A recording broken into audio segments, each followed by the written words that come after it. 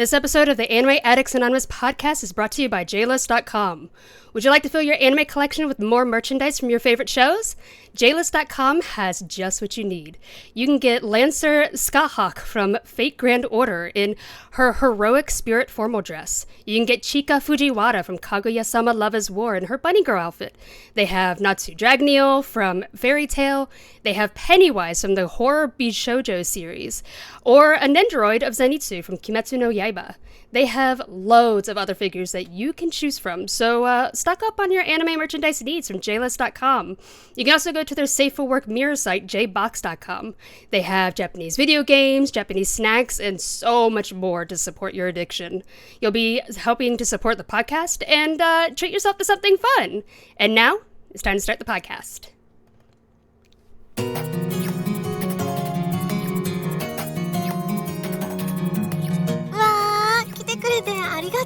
You're listening to the Anime Addicts Anonymous Podcast. Take your anime addiction to the next level at aapodcast.com/join. And now, here are your anime addicts.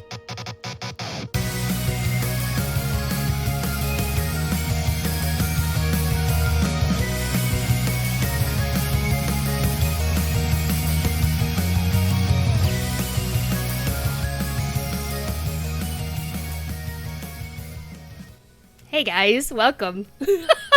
Welcome to episode 525 of the Anime Addicts Anonymous Podcast. It is just the three of us today. We are down a Mitz, so I'm running the show. So be aware, there may be hiccups along the way. I do not have Mitsugi's setup, so expect some delays with some drops in music and stuff. But yeah, but we're going to have fun today. Chaos. Yeah.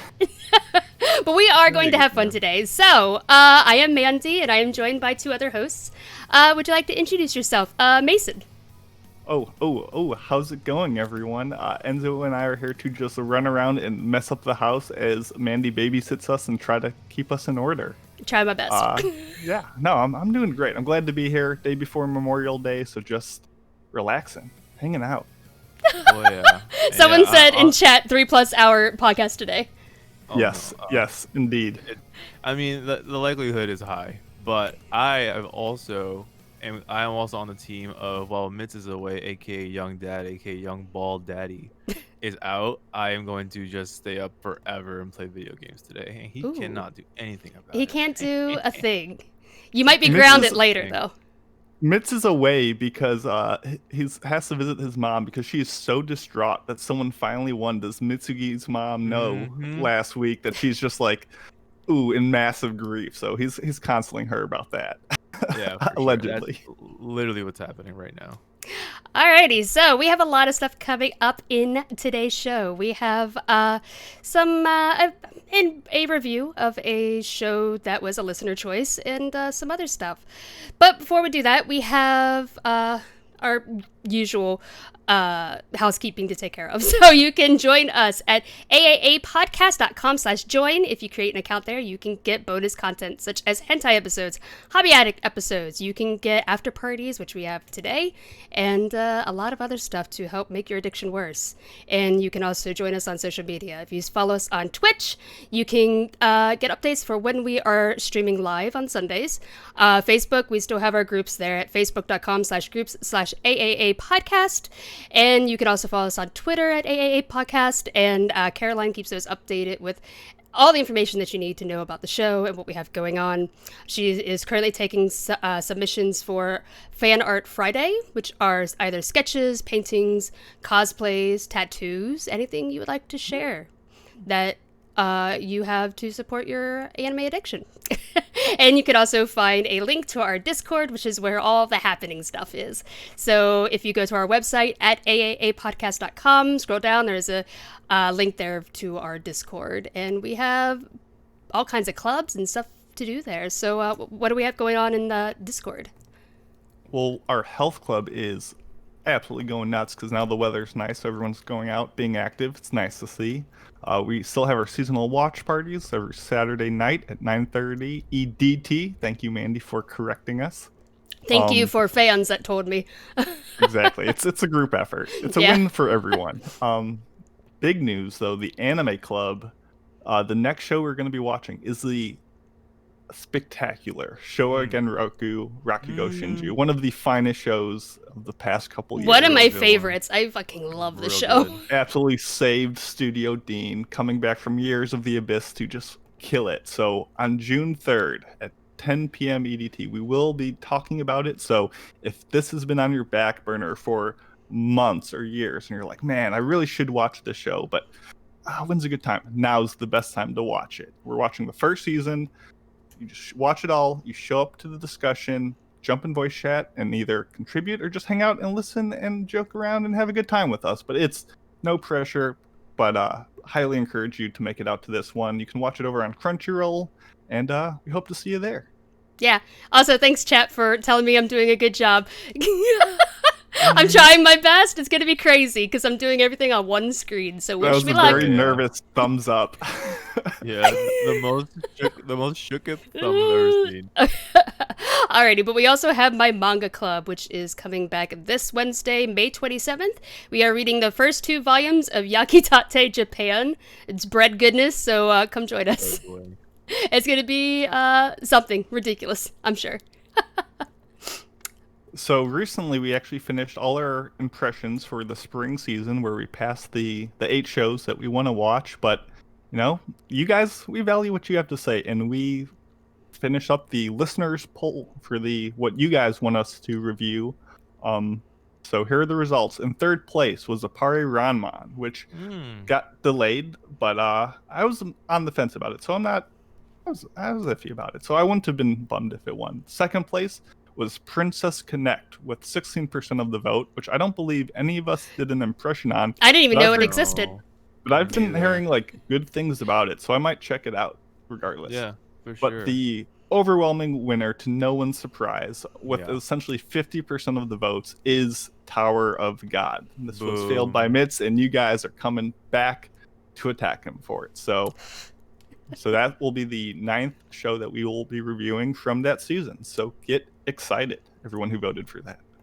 You know, I was kind of hope because like I tried Tower of God and I was like, yeah, I have other things I want to watch, but I'm kind of glad that we're gonna watch it because everyone in the entire anime sphere on the internet is giving their opinions on Tower of God, and you know what? We should too. So fuck it. Do you have opinions about it? You might. Not one. You know, you ever hear the phrase, if you have nothing good to say, you don't say anything at all? Nope. True. I don't know. It feels like the Hunter exams with an older Killua. I'm having fun. Yeah. It's it's definitely not it's just episode 1 was not my cup of tea. So that's really it. Oh, that's But, all you've I seen mean, is episode 1. Yeah, episode 1. So I don't have much to go off of, but I mean, I'm kind of glad it passed because I know our listeners want us to watch it. My Brooklyn meetup is really enjoying it, and so fuck it. I'm looking forward to giving my thoughts on it later on. Yeah, anime Twitter is all about it too. Oh yeah, Annie Twitter is all up in that tower. Alrighty, so later on in the show, we have a review of Smile Down the Runway, which was a listener poll winner. So that one is from, what season was that? Was that winter? Winter, yep. Winter season. And actually nobody did an impression on it. So now you get to hear what we think about it. And we also have our topic today, which is what have we been watching? Spoiler, it's a lot. Big topic. Mhm. Is there anything else you guys want to touch on before we go into big news? No, let's send it. No, let's roll it away. Let's get it. All right, let's do it. おー、大ニュースです。It's time for big news of the week. Alrighty, so for big news of the week, this week is unfortunately a sad one, which is, oh man, I'm so sorry. I feel like I'm going to mispronounce his last name. Is it Zach Birchie? I read it as Zach Bertsky. Bertsky, but I could okay. also be wrong. Thank you. I was worried about that. I was like, man, I don't want to mispronounce it, but I'm not positive. So Zach Bertsky, who is a journalist for Anime News Network, has passed away, unfortunately. Zach passed away on May 21st, and he has been an employee for Anime News Network for over 20 years. He joined Anne in 2005 as an executive editor, and he was their first full-time staff member and helped to shape Anne into what it is today. And just for a couple other things of what his accomplishments, he was the original creator of the Answer Man column, the co-creator of Vice and Luna, and also the creator of the seasonal preview guide, and also the creator for Ancast, which is a very popular podcast in the anime community. So many fans and also people in the industry have expressed their condolences online since then. And if you are looking for a way to help show support, he did own two cats, Boston and Philadelphia, who he loved very much. And so they are collecting contributions in his memory that would be made to the Glendale Humane Society. And this is taken from the Anime News Network's Memoriam post, but you could also donate to the Trevor Project, which helps to support mental health services for the LGBTQ plus youths.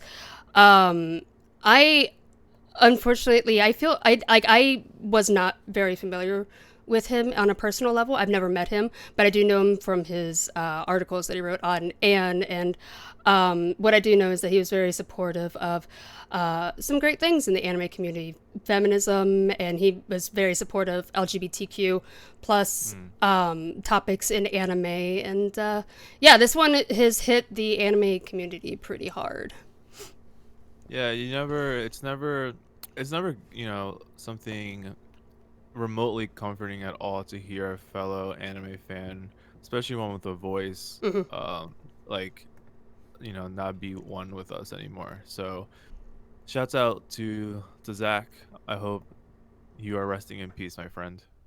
Yeah. I'm sure there's a lot of good anime wherever you are too. So, right up on those as well, my friend. Yeah. Anything else? Are you ready to go from, let's give it a little bit of a positive boost to the podcast? I think we need that. Boost. Yeah. Alrighty. 皆さんおめでとうございます Join us in Enzo Senpai's Notice Me corner. You're good to go. Okay. Welcome to Enzo Senpai's Notice Me Corner, where you guys can write in and tell me and my fellow co-hosts about something you're working on, something that you're proud of, and something you've accomplished, so that we can shout you out live on air on Twitch and on the recording. Because, like I say every week, and I never get tired of this, I love you. We love you, and that's that. This one comes in from Outlaw Messenger, who is a very active listener in the Discord.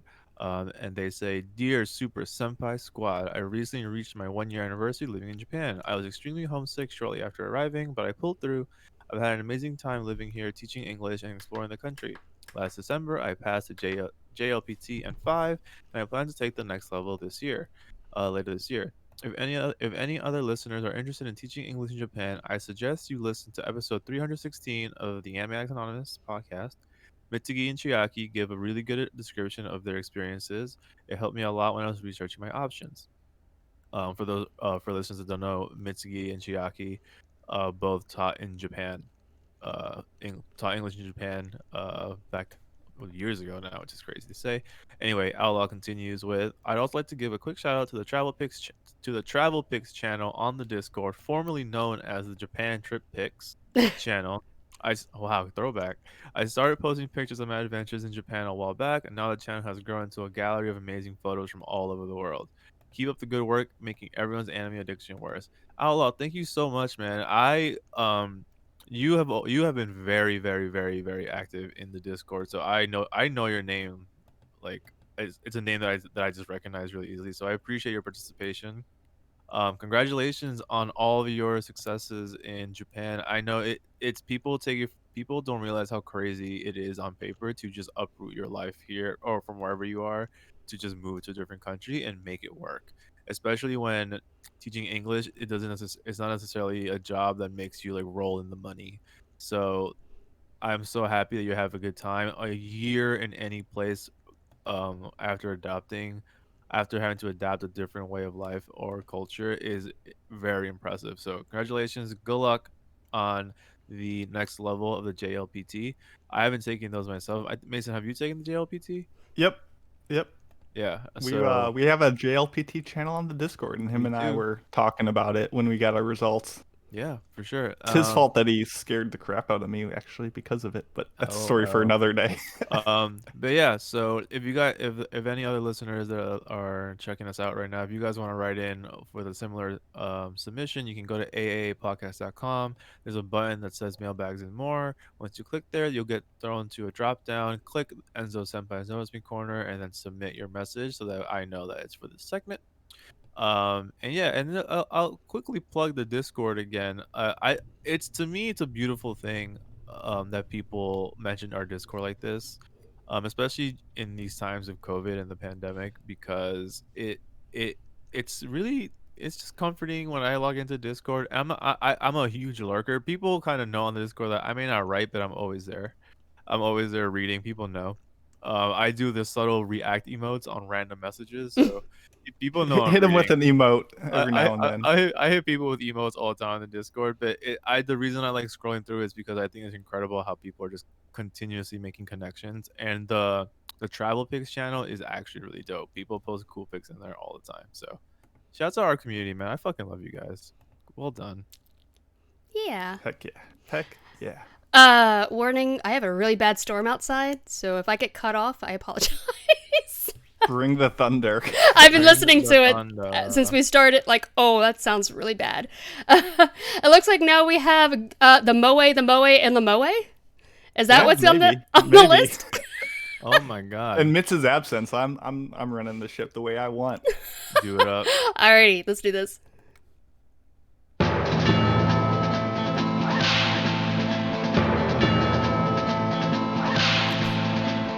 Howdy, partner.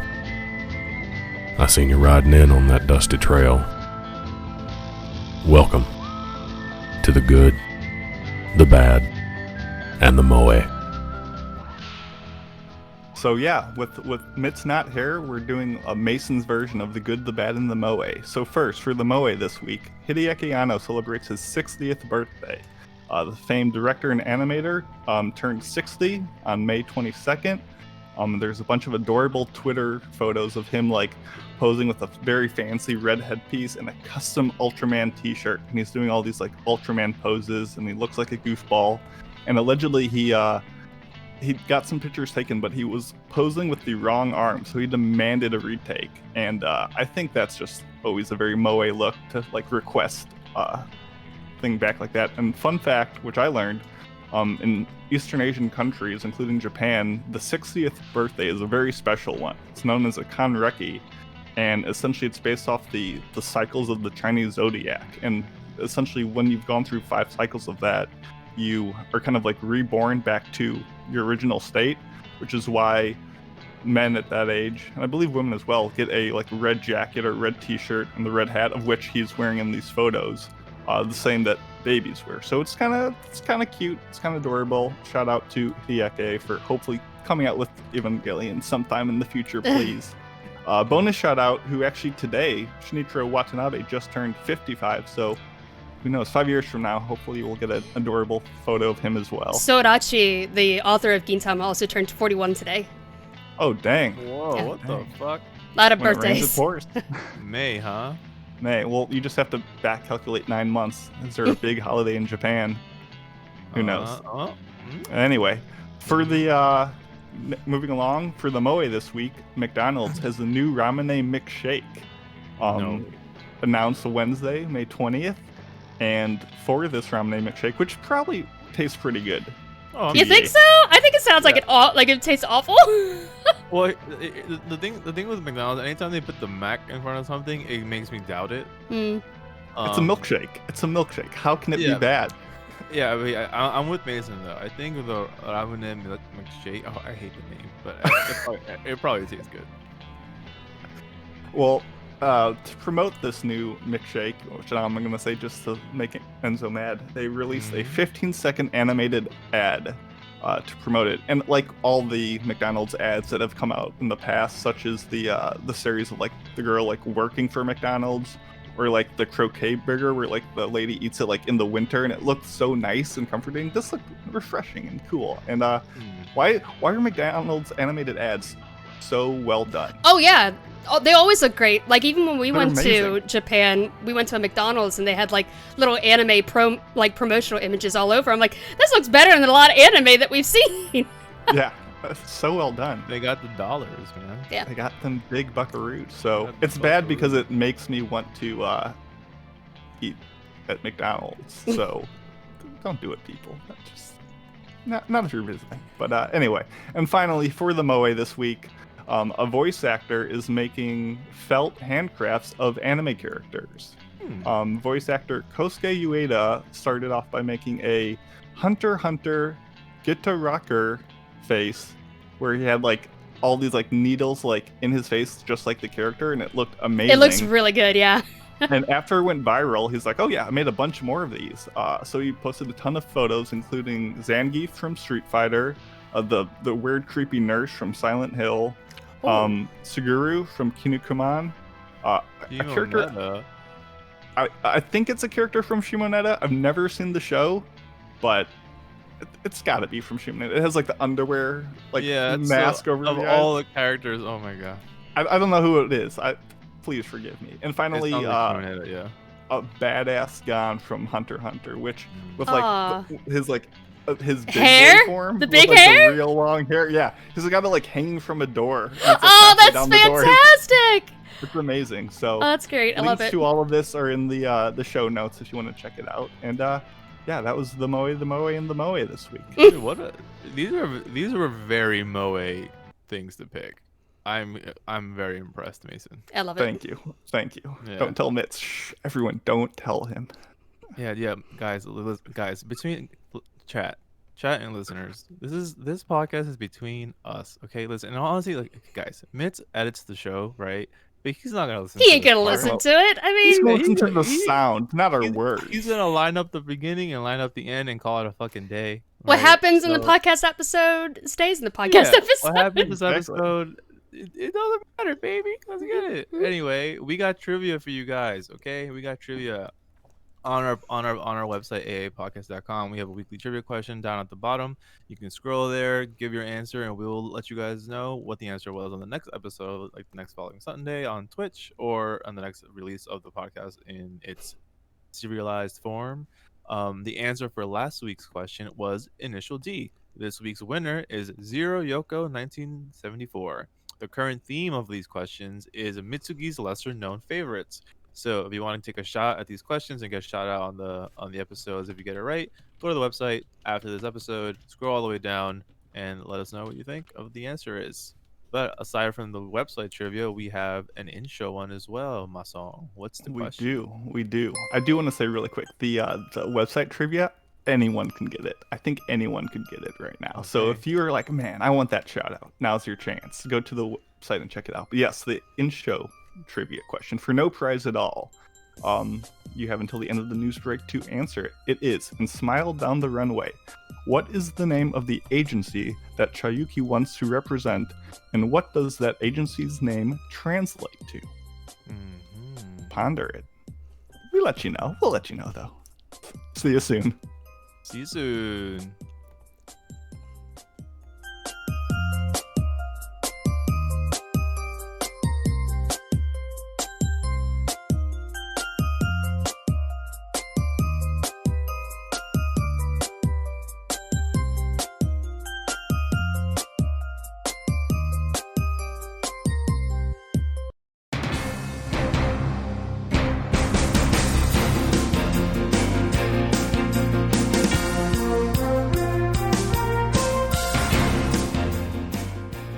Hey everybody, this is Mitsugi, and it's time for an anime news break.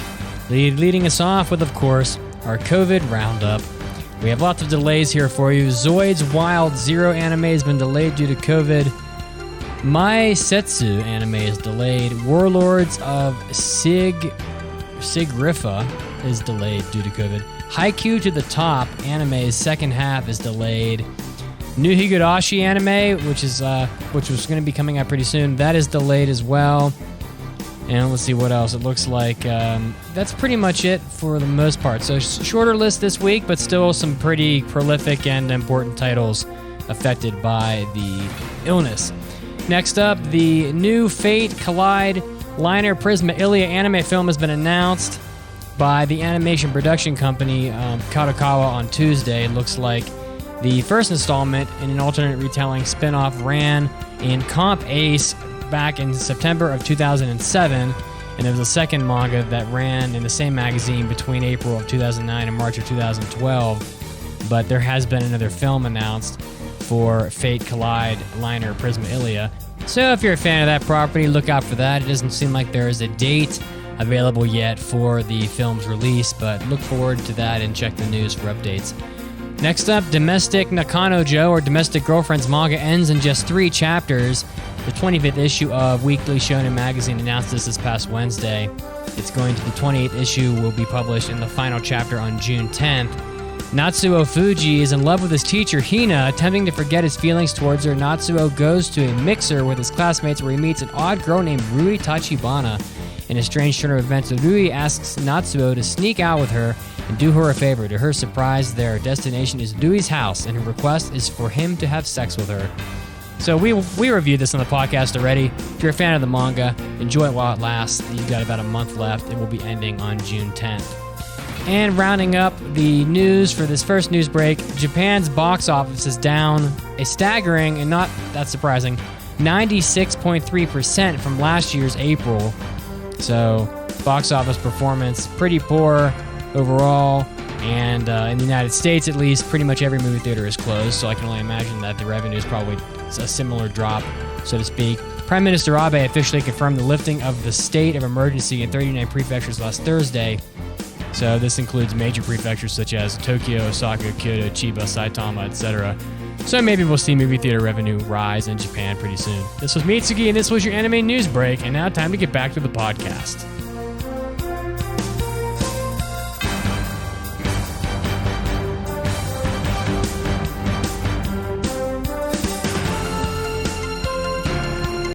Anime Addicts, let me tell you something. JList and JBox.com, it's one of the greatest sources online for anime figures, whether you're looking for Figma figures, action figures, Nendoroids, whether you want to get something from an anime series, a movie, maybe it's a video game, or maybe it's a pop culture TV show or whatnot. JList and JBox.com have an unbelievably massive, just a massive selection of figures. Some of your anime favorites, like figures from Love Live. They have Kill la Kill classics like Satsuki Kiryuin and her armor, figures from Strike Witches, Kantai Collection, all sorts of Evangelion, Dead or Alive, Darling in the Franxx, Attack on Titan. They just have endless figures here. Looking right here at a sweet Samus Aran figure from Metroid Prime 3. They got Haikyuu. They have everything. Head over to JListJBox.com right now, and you can find pretty much anything you want. A massive selection of anime figures and game figures. You will find something from your favorite series, I promise you. Head over to JList or JBox.com right now and browse their massive selection of anime figures. Hey, this is Miley Flanagan, the voice of Naruto Uzumaki, and I am an anime addict. Use your Rasengan!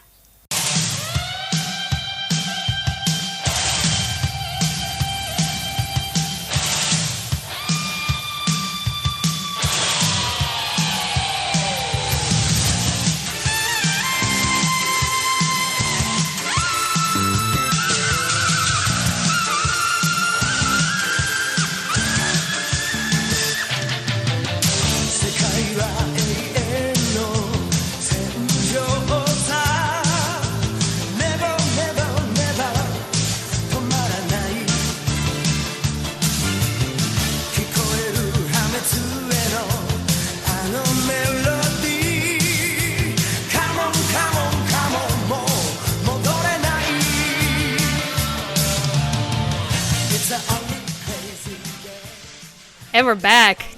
Damn, that's a good-ass song from a really bad anime. It's ridiculous, dude.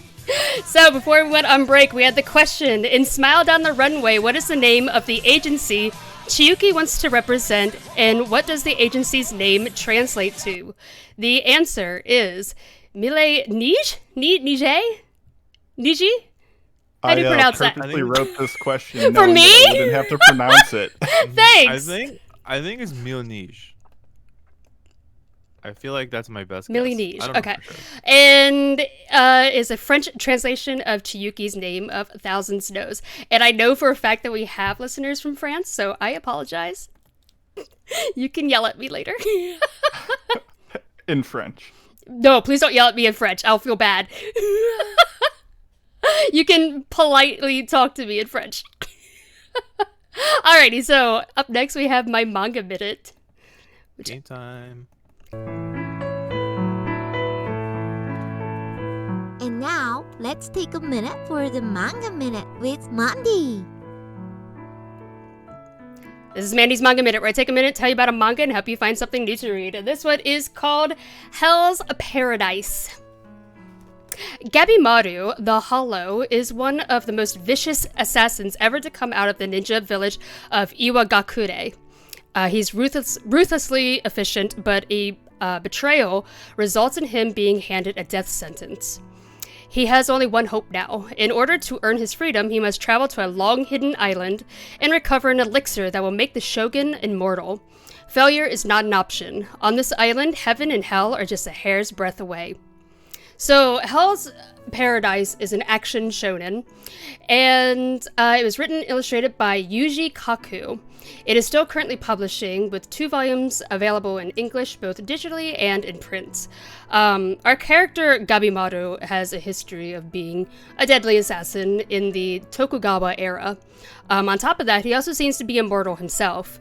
Blades can't pierce him, and when they attempt to execute him by doing like the ox thing where they use ropes to use oxes to pull people apart, it fails. Like, all of the oxes just fall down because he's too strong.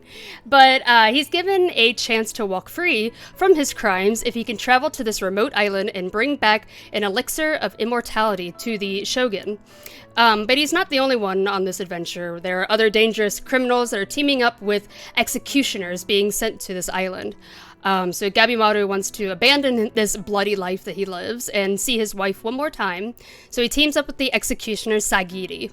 The main draw of Hell's Paradise is definitely the edgy violence in action. The first volume has laid the groundwork for a battle royale series, and with like teams of criminals that are like teaming up with their executioners to try and get this elixir first.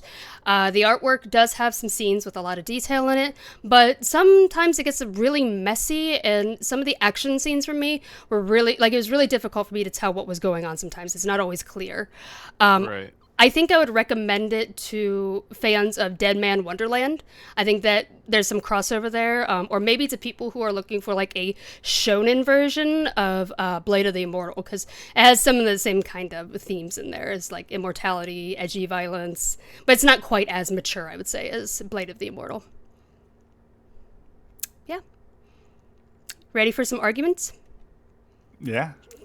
Ready to argue your heart out. Mason's always ready. I am. That smile tells no lies. Alrighty. Ladies and gentlemen, let's get ready to rumble!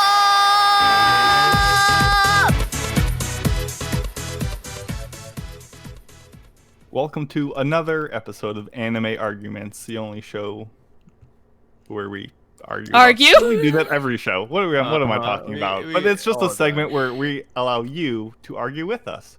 And you can do so by going to our website, aaapodcast.com, go to the mailbag section, and choose Anime Arguments to submit your hot take, unpopular opinion, or whatever you just want to get off your chest.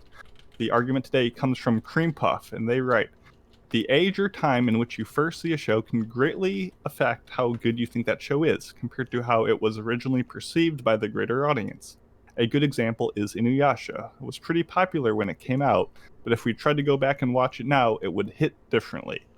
Which is very fitting that you wrote this back in April because of the whole Inuyasha sequel, remake, not remake, side story thing coming out. So that's, maybe you're psychic.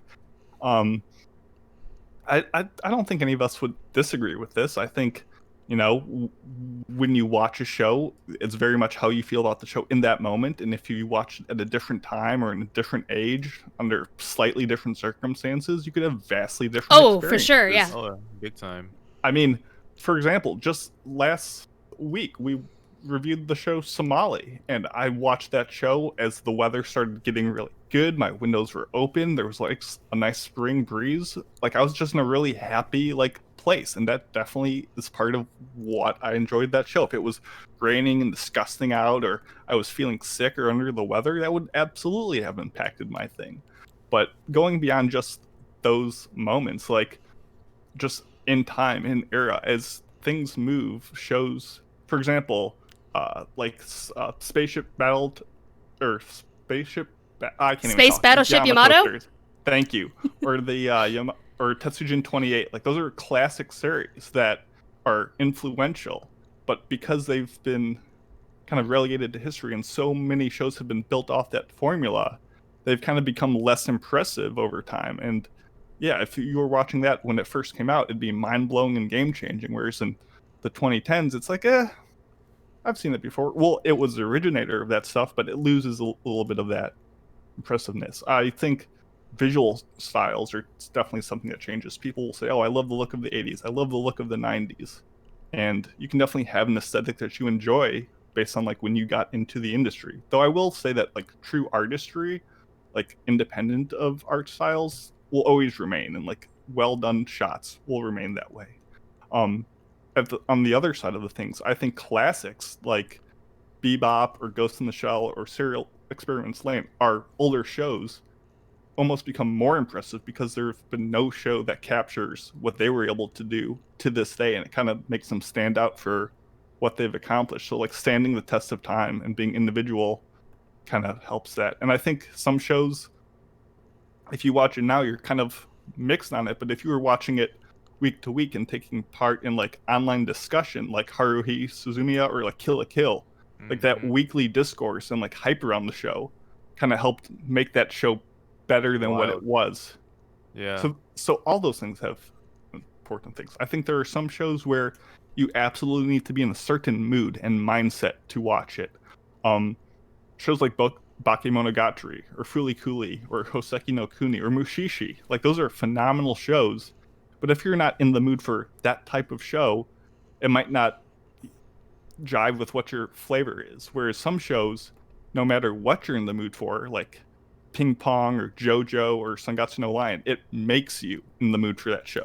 I could be not excited for a JoJo episode, but as soon as I start it up, I'm like, no, I'm excited for this. I'm happy. So, there's so many things that go into it that, just watching a show a month later than you originally did could completely change your opinion of it. And that's why scores, I think, can shift and be fluid, and they're never set in stone. They're very impermanent things. And that's why rewatching shows is always a fun time. Yeah. You guys have any thoughts? No, Mandy, you got something concrete? Oh. I saw you gasp, and I was like, okay. Oh, no, I was just about to talk, and then I stopped myself. Okay, you can go first if you want. Yeah, no, I agree, but I also think that sometimes there are shows that you see when you're younger, and they, stand the test of time as well. Even if, I'm trying to think of an example, but, no, I think, definitely how you saw them as a child might, change your still not really change your perception of them as an adult, because you might get thoughts about that show when you were younger, for example. There's a lot of nostalgia in there, so maybe if you came into it fresh, what I'm trying to say is I don't think that just because you're older your opinions are going to change, if that makes sense. I think you could still rekindle those emotions or those thoughts that you had as a child or younger when you watched it. But yeah, no, I definitely agree that what was going on in your life definitely changes your perception of a show. For example, and I get a lot of hate for this. Not hate. I'd say I always get somebody who is backlash. Who backlashes against me is I don't like Your Lie in April.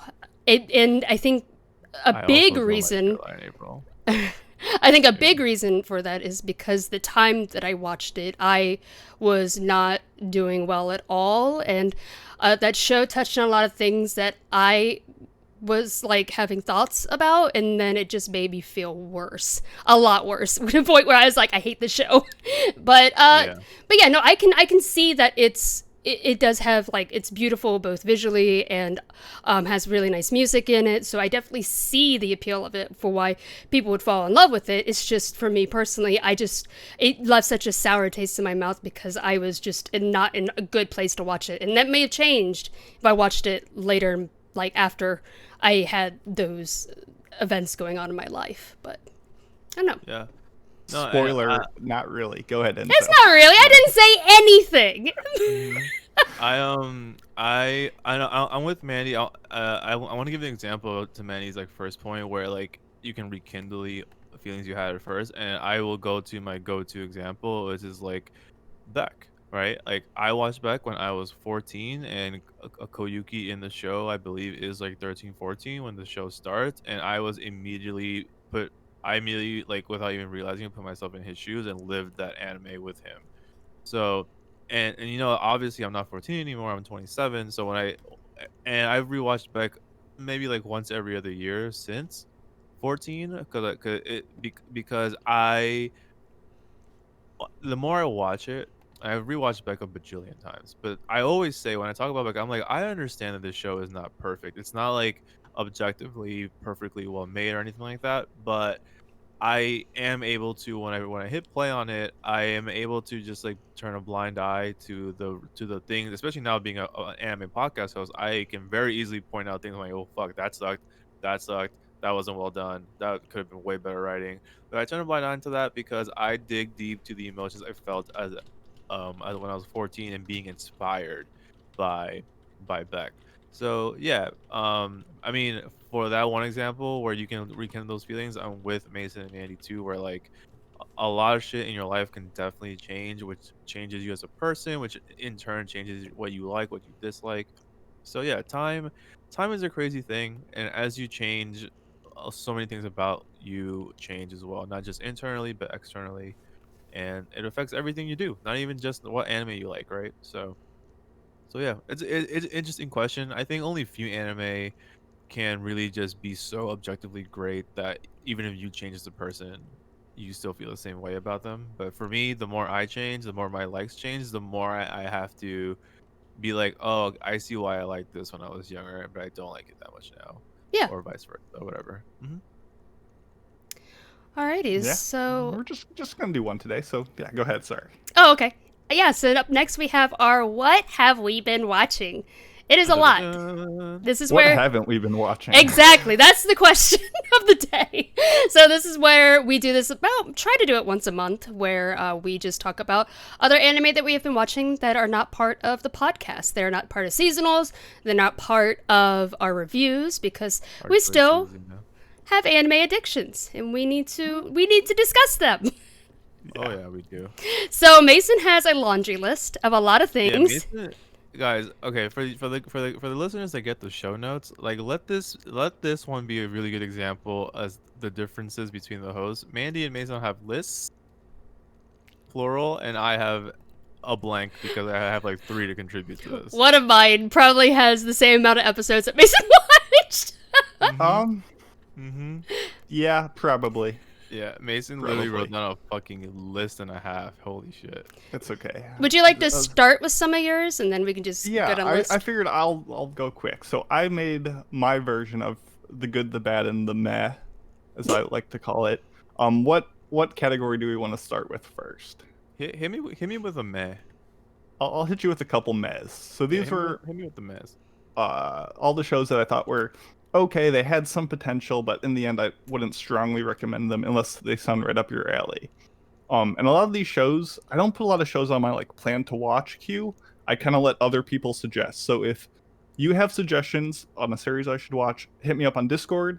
If not, I have to go to people's lists on like AniList or My Anime List, and I just like creep their scores, and anything that they rate highly that I've never seen before, I just add it and watch it, and we see what happens. So here are some mehs. Gatchaman Crowds, You can find it on Crunchyroll, High Dive, Hulu. Done by the same director who did the Mononoke series. I know, that's why I've always stuff. wanted to watch this. It's been on my list. I was super excited for it.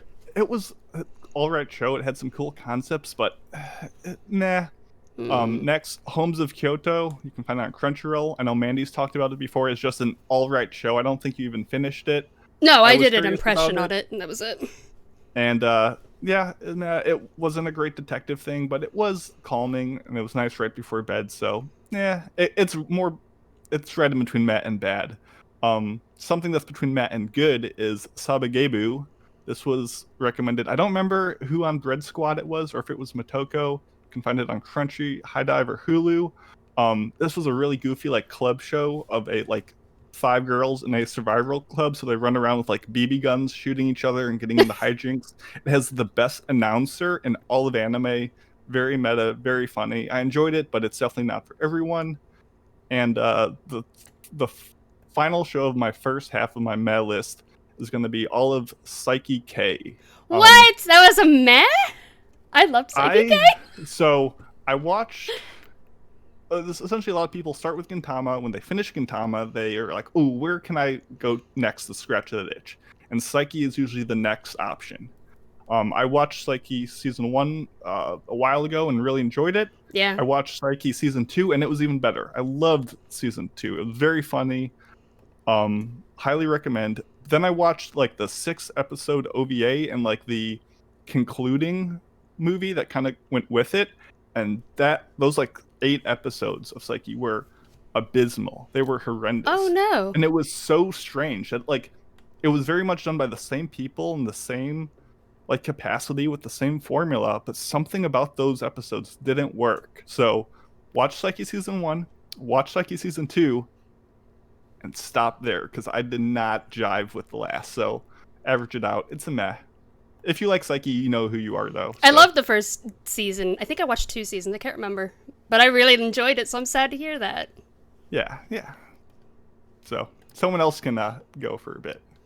Okay, I could talk about... Oh. Go ahead. No, go ahead, because I don't got many to say. We gotta save your gems, Enzo. We gotta save them. Yeah. I have a couple that I can fly through because they don't really have much to say about them. The last one I'll save for last. But the first one that I watched was Sketchbook Full Colors, which was on Crunchyroll, and this one is a slice of life kind of iyashike, I'd say, kind of show. It was a 4-coma manga adapted by How Filmmaker, and man, I really have nothing to say about this because it's it feels like a less funny Azumanga Daioh. I don't know. It was and this one is about a group a group of girls in an art class, but most of it isn't about actually art or drawing or anything. They just end up in other kind of little activities in their friendship and outside of school, and they do sketch occasionally, but there's nothing in here oh, I'm gonna watch, I can't wait to get that to watch girls drawing to spark up my creativity, right? And there's nothing like that in there. But yeah, I don't know, it feels more it's supposed to be a comedy, but there wasn't much in there that I found funny. At least maybe it just didn't hit me in the right spot. There are a lot of cats, just like in Azumanga Daioh. But no, and I haven't seen the other sketchbook show. Is it Hidamari sketch? Yeah, I haven't seen that. I was stunned you haven't seen that. And no. I think it's very much the same thing. It's I was girls wondering that, in a art school, which is very little about the art. And it's more of just these girls being cute marshmallows. It's a chef show. Yeah. Mm-hmm. It really didn't jive with my style of comedy, but same. You should check it out if you haven't seen it. Okay. Yeah, no, this one I didn't really jive with, and I think it's just going to depend on the person, what kind of iyashike they like, because I've heard a lot of people also say that about Flying Witch, but I loved Flying Witch. That would hit me at a good spot. But so I think it's going to strongly depend on what kind of iyashike you like. There were a couple moments in there that made me giggle. There was a scene where the girls are playing rock, paper, scissors, crawfish. they're like, rock, paper, scissors, and they like both throw out these crawfish, and one's like, I win because I have a lobster, and it made me laugh. And then someone said someone had double crawfish. That made me laugh. There's an episode that's all about the cat. Like, there's a cat in there, and he's just like, there's an entire episode of him just wandering around, and he meets this giant cat named Kuma, and he's like the big boss cat who's looking for a home. He's like really ugly. No, it's okay. I was mostly bored through it, but if you really love Iyashikei, you could probably check that one out. It's like I think it was only 11 episodes. I think it was very short, but yeah, I don't have a strong recommendation for that one. Another one that I watched called 1 Ounce was ridiculous. Mm-hmm. So 1 Ounce is unfortunately not streaming anywhere legally, but it was a manga adapted by Madhouse. It's 25 episodes. The manga is by the same mangaka of Liar Game. I think his name is Shinobu Kaitana. I think, or Katini. I don't know how you pronounce that last name. Kaitani, something like that. But this one was very ridiculous and silly. Like, just like Liar Game. Like, I always hear Liar Game compared to like Kakegurui, where it's like a kind of betting game about liars. I haven't read it, but I've heard really great things about the manga. And this is by the same person, and this is sort of like that, where it's a seinen, I could say quote-unquote baseball. I guess it's mostly about like gambling in the baseball world, but it gets really ridiculous and silly. They break rules all the time, but the main character was cracking me up throughout this whole thing. Like, it gets really silly, where it's just like a constant because he enters this deal with professional baseball where every time he gets someone out, he earns more money. I can't remember how much it was. It's like millions. It's 1 million yen. Yeah, every out that he gets. But if he gives up runs or if they lose a game, then he loses money. So that's like what is dictating how much money he makes at the end of the season, like his payroll. And so it's so ridiculous because everyone's against him. Even the owner of the team is against him because he doesn't want to pay him. He's I guess like annoyed with him, and he wants to embarrass him, but this guy is so smart that it just becomes like a mind game throughout the whole thing. It gets really silly, but I was laughing, and so like if you're into this, like I really want like a serious baseball game, this isn't for you. But if you just want a ridiculously silly like mind game show, I would say check this out because I was laughing throughout the whole thing. I want to clarify. It's not a silly show in that the characters are goofballs and are doing silly things. It's a hyper serious show. Yes. The situations are so outrageously dumb that you can't help but laugh at what weird like tunnel these people have found themselves in. Yeah, like like bugging the dugout to see like try and figure out what everyone's calls are. It was so silly. Like, but it takes itself so seriously, and I think that's why I was laughing the whole way through. Yeah. Yeah, you love to see that. You love to see that. Oh, you know I do. That's like one of my favorite types of comedies. But and then the last one that I want to just touch on shortly before I get to my long ass one, which I'll do later, is Bamboo Blade, which it's on Funimation. And this one was a manga adapted by, I don't know how to say this. I think it's AIC Asta. I think that's what they're called. They haven't done much. They've only done like Persona adaptations and a few other things. But yeah, I watched this one dubbed. And I thought the dub was pretty decent. And this one is more of a comedy about a girls' kendo team. And the owner of the team, or the like high school team, and the coach, he's kind of a dirtbag. He's very poor and he's very lazy, but at the very beginning of the show he's struggling financially, and his friend, while they're out drinking, his friend is like, how about setting up a bet? If your girls team, kendo team, can beat mine in a tournament, then I'll buy you sushi for, I think it was like the next couple years or something. Yeah. It's like, I'll buy you free sushi. And of course, this guy is like, you are on, sir. I want that free sushi.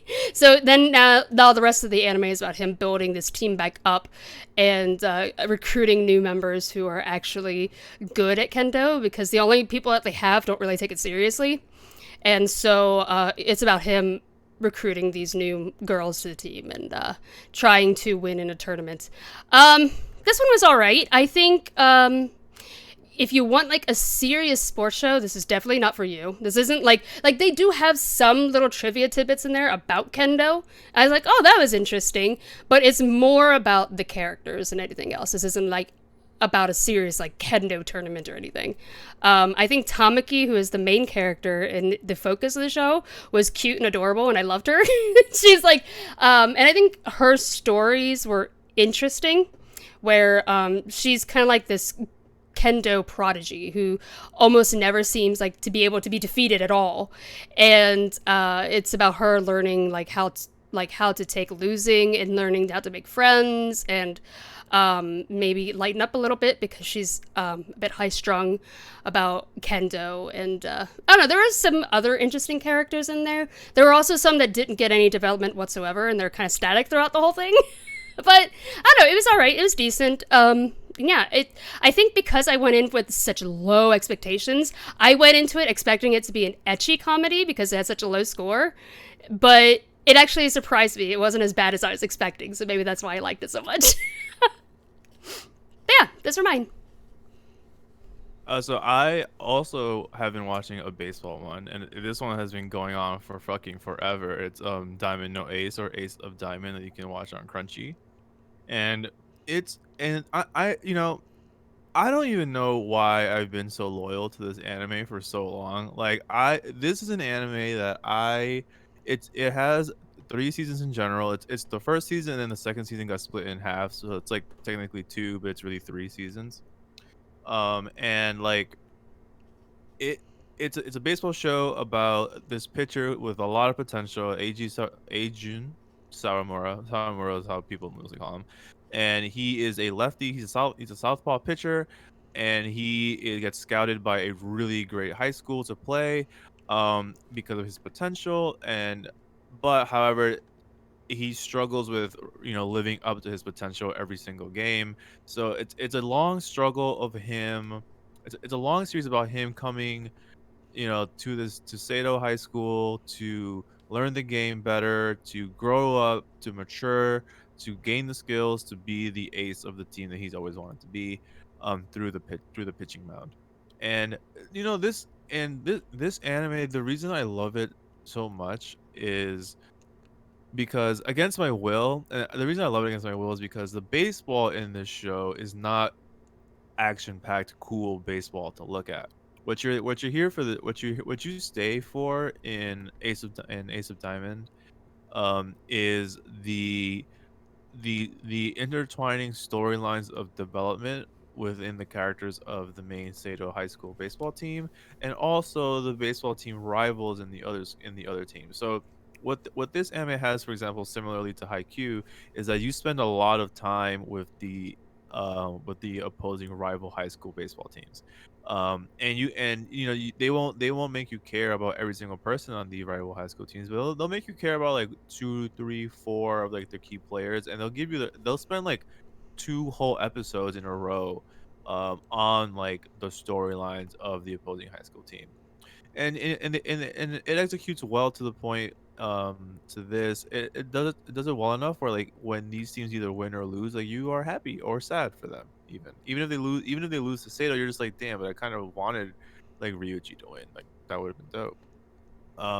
So yeah, so what kept me for this show for years now, like maybe the last 3 years of my life, just like watching this show whenever it came out and came back for new seasons, is because they do such a good job of getting you hyped and believing in this team. Like you want this team to win so fucking bad, because the characters on this team all have this like crazy, almost comical level of like serious determination to fucking win.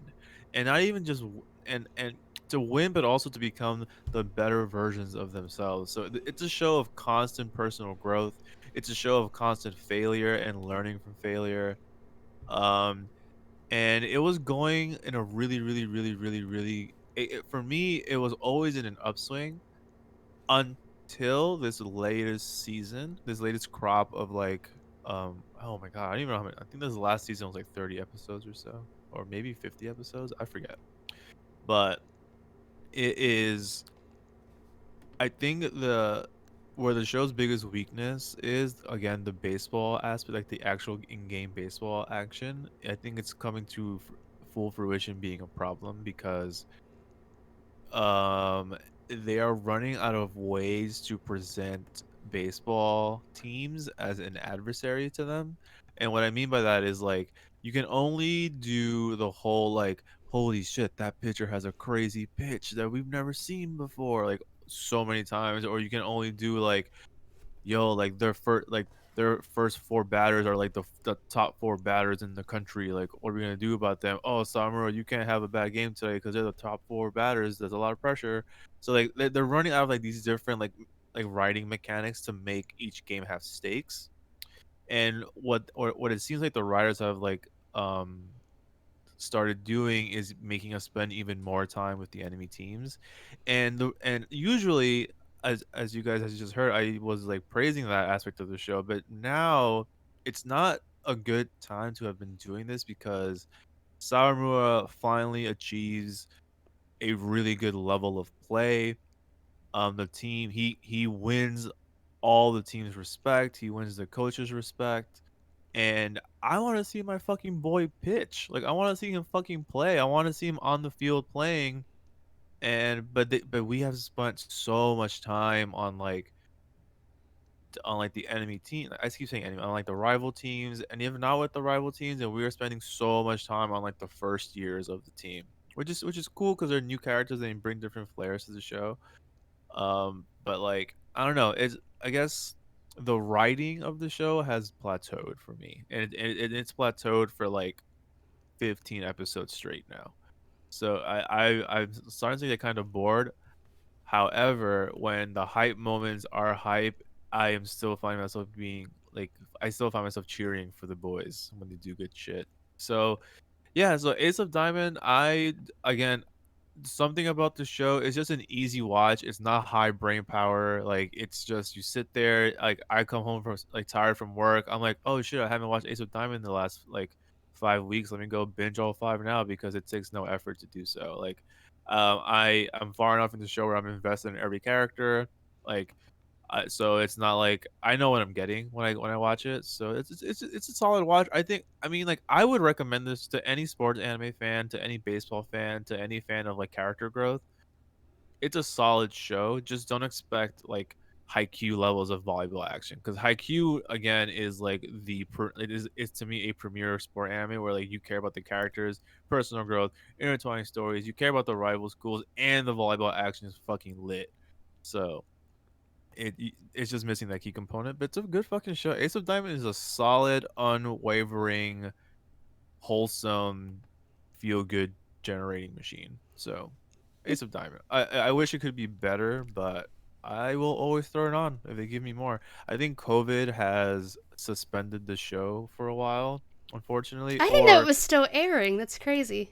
Yeah, it was still airing. I mean, episode 50 or 51 that I just actually watched today is capping it, and I think it was either COVID or they caught up to the manga finally. So I think the manga has to get written some more. But yeah, it's still going. Like the story's not done, not even close. It's on my list. I didn't know. I thought it like had hundreds of episodes. Oh, I mean, I don't know the number off the top of my head, but it's definitely in. I think it's nearing 100 because the first season is a solid like a lot, and the second season is at least like 50 something episodes. Okay. Yeah. Interesting. I just don't know. I don't know the number off the top of my head. But yeah, Ace of Diamond, man. Weird. It's just a show that even in my busy times of life where I took the hiatus off the podcast, I still for some reason like threw an episode 1 or 2 on of Ace My of Diamond. gosh, So, yeah. Season 1 Yeah. has 75. Season 2 has 52. Yep. That's a lot more than I thought. Yeah, and I for whatever reason have seen every single one. Yeah. I need to check that out. Yeah. Good time kill. Good time kill. I don't know if Enzo really sold me on it. We'll see. No, We'll it's just not. It's just nothing. You're not gonna like it, Mason. I know that for sure. Good to know. Thank you. Mm-hmm.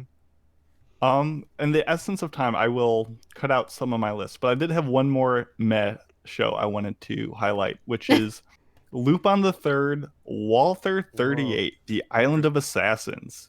So this is a Lupin movie from the 90s, I believe. And I feel like when everyone talks Lupin movies, they talk about the classic Castle of Cagliostro, the one directed by Miyazaki, or they talk about Part 4, Part 5, or the Takeshi Koike, sorry. Takeshi really Miike edgy Lupin. new ones. I want it. Or Fujiko Mine.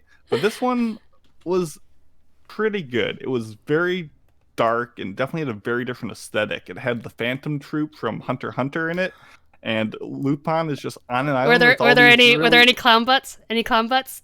Ooh, no, but No there was clown an butts, okay. abundance of spider tattoos. Oh. And okay. yeah, Call Lupin and the Kurtapika. gang around this island, and it was okay. It was pretty cool. Very stylistically worth checking out. Just for 2 hours, I was finding myself a little distracted by the end. But if you're a fan of Lupin, don't sleep on this movie. I guess we'll go to the bad list next, so we can save the best for last. These are shows that I just really did not jive with in the slightest. So instead of being negative, I'll just go through them quickly. Ichigo Marshmallow. This was kind of recommended by Obi-Wan Ivan. You can find it on High Dive. I've heard good things about this show for years, and it just was not my style of comedy. It was just a lot of underage girls just kind of being annoying and grating, and I just didn't dig it. Next was A Lull in the Sea, recommended by Brody, and you can watch this over on Crunchyroll. And it looks really solid. All the characters are crazy annoying. I went into this, everyone had rated it very highly, and I was expecting solid to great things from it, and every episode, I was like, can I drop it now? Can I drop it now? And I was like, no, people like this show. There has to be something. It's got to get good eventually. Mason, is that the anime with like the people of the land and the people of the sea? Yep. Oh my god, yeah. So I got baited into that show too because baited like the fish that the fish. Yeah, like I never finished it, but I got baited by the animation because I think that the artwork is beautiful. It's amazing. The artwork is beautiful. So the eyes alone are fucking wild to look at. So I got baited and I watched like 3 episodes of it and I was like, what the fuck? A big sad. I can see why people like it. I did not dig it in the slightest. Next up was a show called Antique Bakery. We're reading Yakutake Japan for Manga Club, and there was all this bakery talk in the Discord channel. People were throwing out recipes. I was like, oh yeah, I'm in the bakery mood. And the show is about a bakery. I was like, yeah, I'll give it a shot. It's from Noitamina. I'll watch any Noitamina show, any moment. I love that program. So this show is about a man who was, as a child, kidnapped and forced to eat cake. What? And opens up a bakery to catch his tormentor. At least that's what like the setup is. It's very much not about that. It's a shonen ai show, and it does not shy away from it, which is not a good or bad thing, but it's just a prevalent part of it. There's a lot of these weird like boom arm sweeping shots, which I kind of liked, but at the end of the day, the show was not great. It was a worse version of like Rokuhodo Yotsuro Biori, a very relaxing like cafe show. Restaurante Paradiso was another one I would liken it to aesthetically, but not as solid. There's actually a Korean live action movie of this called Antique, which is probably a better way of consuming this. But I don't know. It just it doesn't have enough there to justify watching it when there's so much other good stuff out there. Next one is a movie, a very hipster, weird. Oh, that's definitely a Mason kind of movie. It's called Tamala 2010, A Punk Cat in Space. It's a very like experimental, all black and white Astro Boy, Betty Boop, but modern style, done by like 2 people. It's very out there, and it's impressive conceptually, but the result is just not a pleasant experience to watch, so I don't recommend it. And on the other end of that in the bad category, and probably the biggest disappointment of what I watched recently was Promare, the new Studio Trigger movie. Yeah. It was just nothing but fluff, and I just could not. Similar to A Lull in the Sea, there was a ton of hype around it. I love Studio Trigger stuff for the most part, and it just consistently failed to deliver anything interesting. And I really did not enjoy it. You know, Mason, to go back to the anime argument section, I have seen Premiere twice. Once in theater and once out of theater. In the theater, I walked out of the theater more on the side of like, oh, that was pretty solid, Trigger. That was pretty good. And when I look, and then when I watched it the second time, I was like, I am like 60-40 and 60 being like disliking the movie. And it's interesting because when I was in the theater, there was this beautiful hype energy around Premiere, and like I can imagine swept up by that energy. I even tweeted being like, yo, Premiere is fucking dope, blah blah blah blah. And then when I watched it the second time a couple of months later, it's just as you said. Premiere, I think, has ridiculously cool action fight sequences. The color palette it pops beautifully, especially on like the movie screen. But story wise, very fucking linear. And then they just threw in some weird curveballs that didn't really have anywhere, like any place really in the story. And I walked away being like, wow, I got jebaited by Studio Trigger, which is welcome because Trigger be doing that shit. But yeah, so I'm with you there. Premiere, I think it's a summer blockbuster. You go there for the spectacle. You watch it with your boys. You get hyped. You get the big sound. Oh yeah, I'm sure it delivered in that regard. Oh yeah, dude. In the theater, it was a wonder. I love that I got to see that on release day in the theater. And the music was so good, so good. I love the soundtrack, but the show itself, or the movie, I should say, was just big sad. So I don't know. Give it a shot, people. You might enjoy it. Hopefully, I've lowered your expectations enough that now you will enjoy it. So now all I have left is the good. So I'll put that on hold so someone else can take a turn. Oh, okay. Yeah, go ahead, Mandi. I want to talk about a show that I finally finished. I finished all of Gintama. All Mandi, of it. I want people to hear that one more time. Mandi, what did you just do? I finished all of Gintama. All of Gintama, huh? All of it.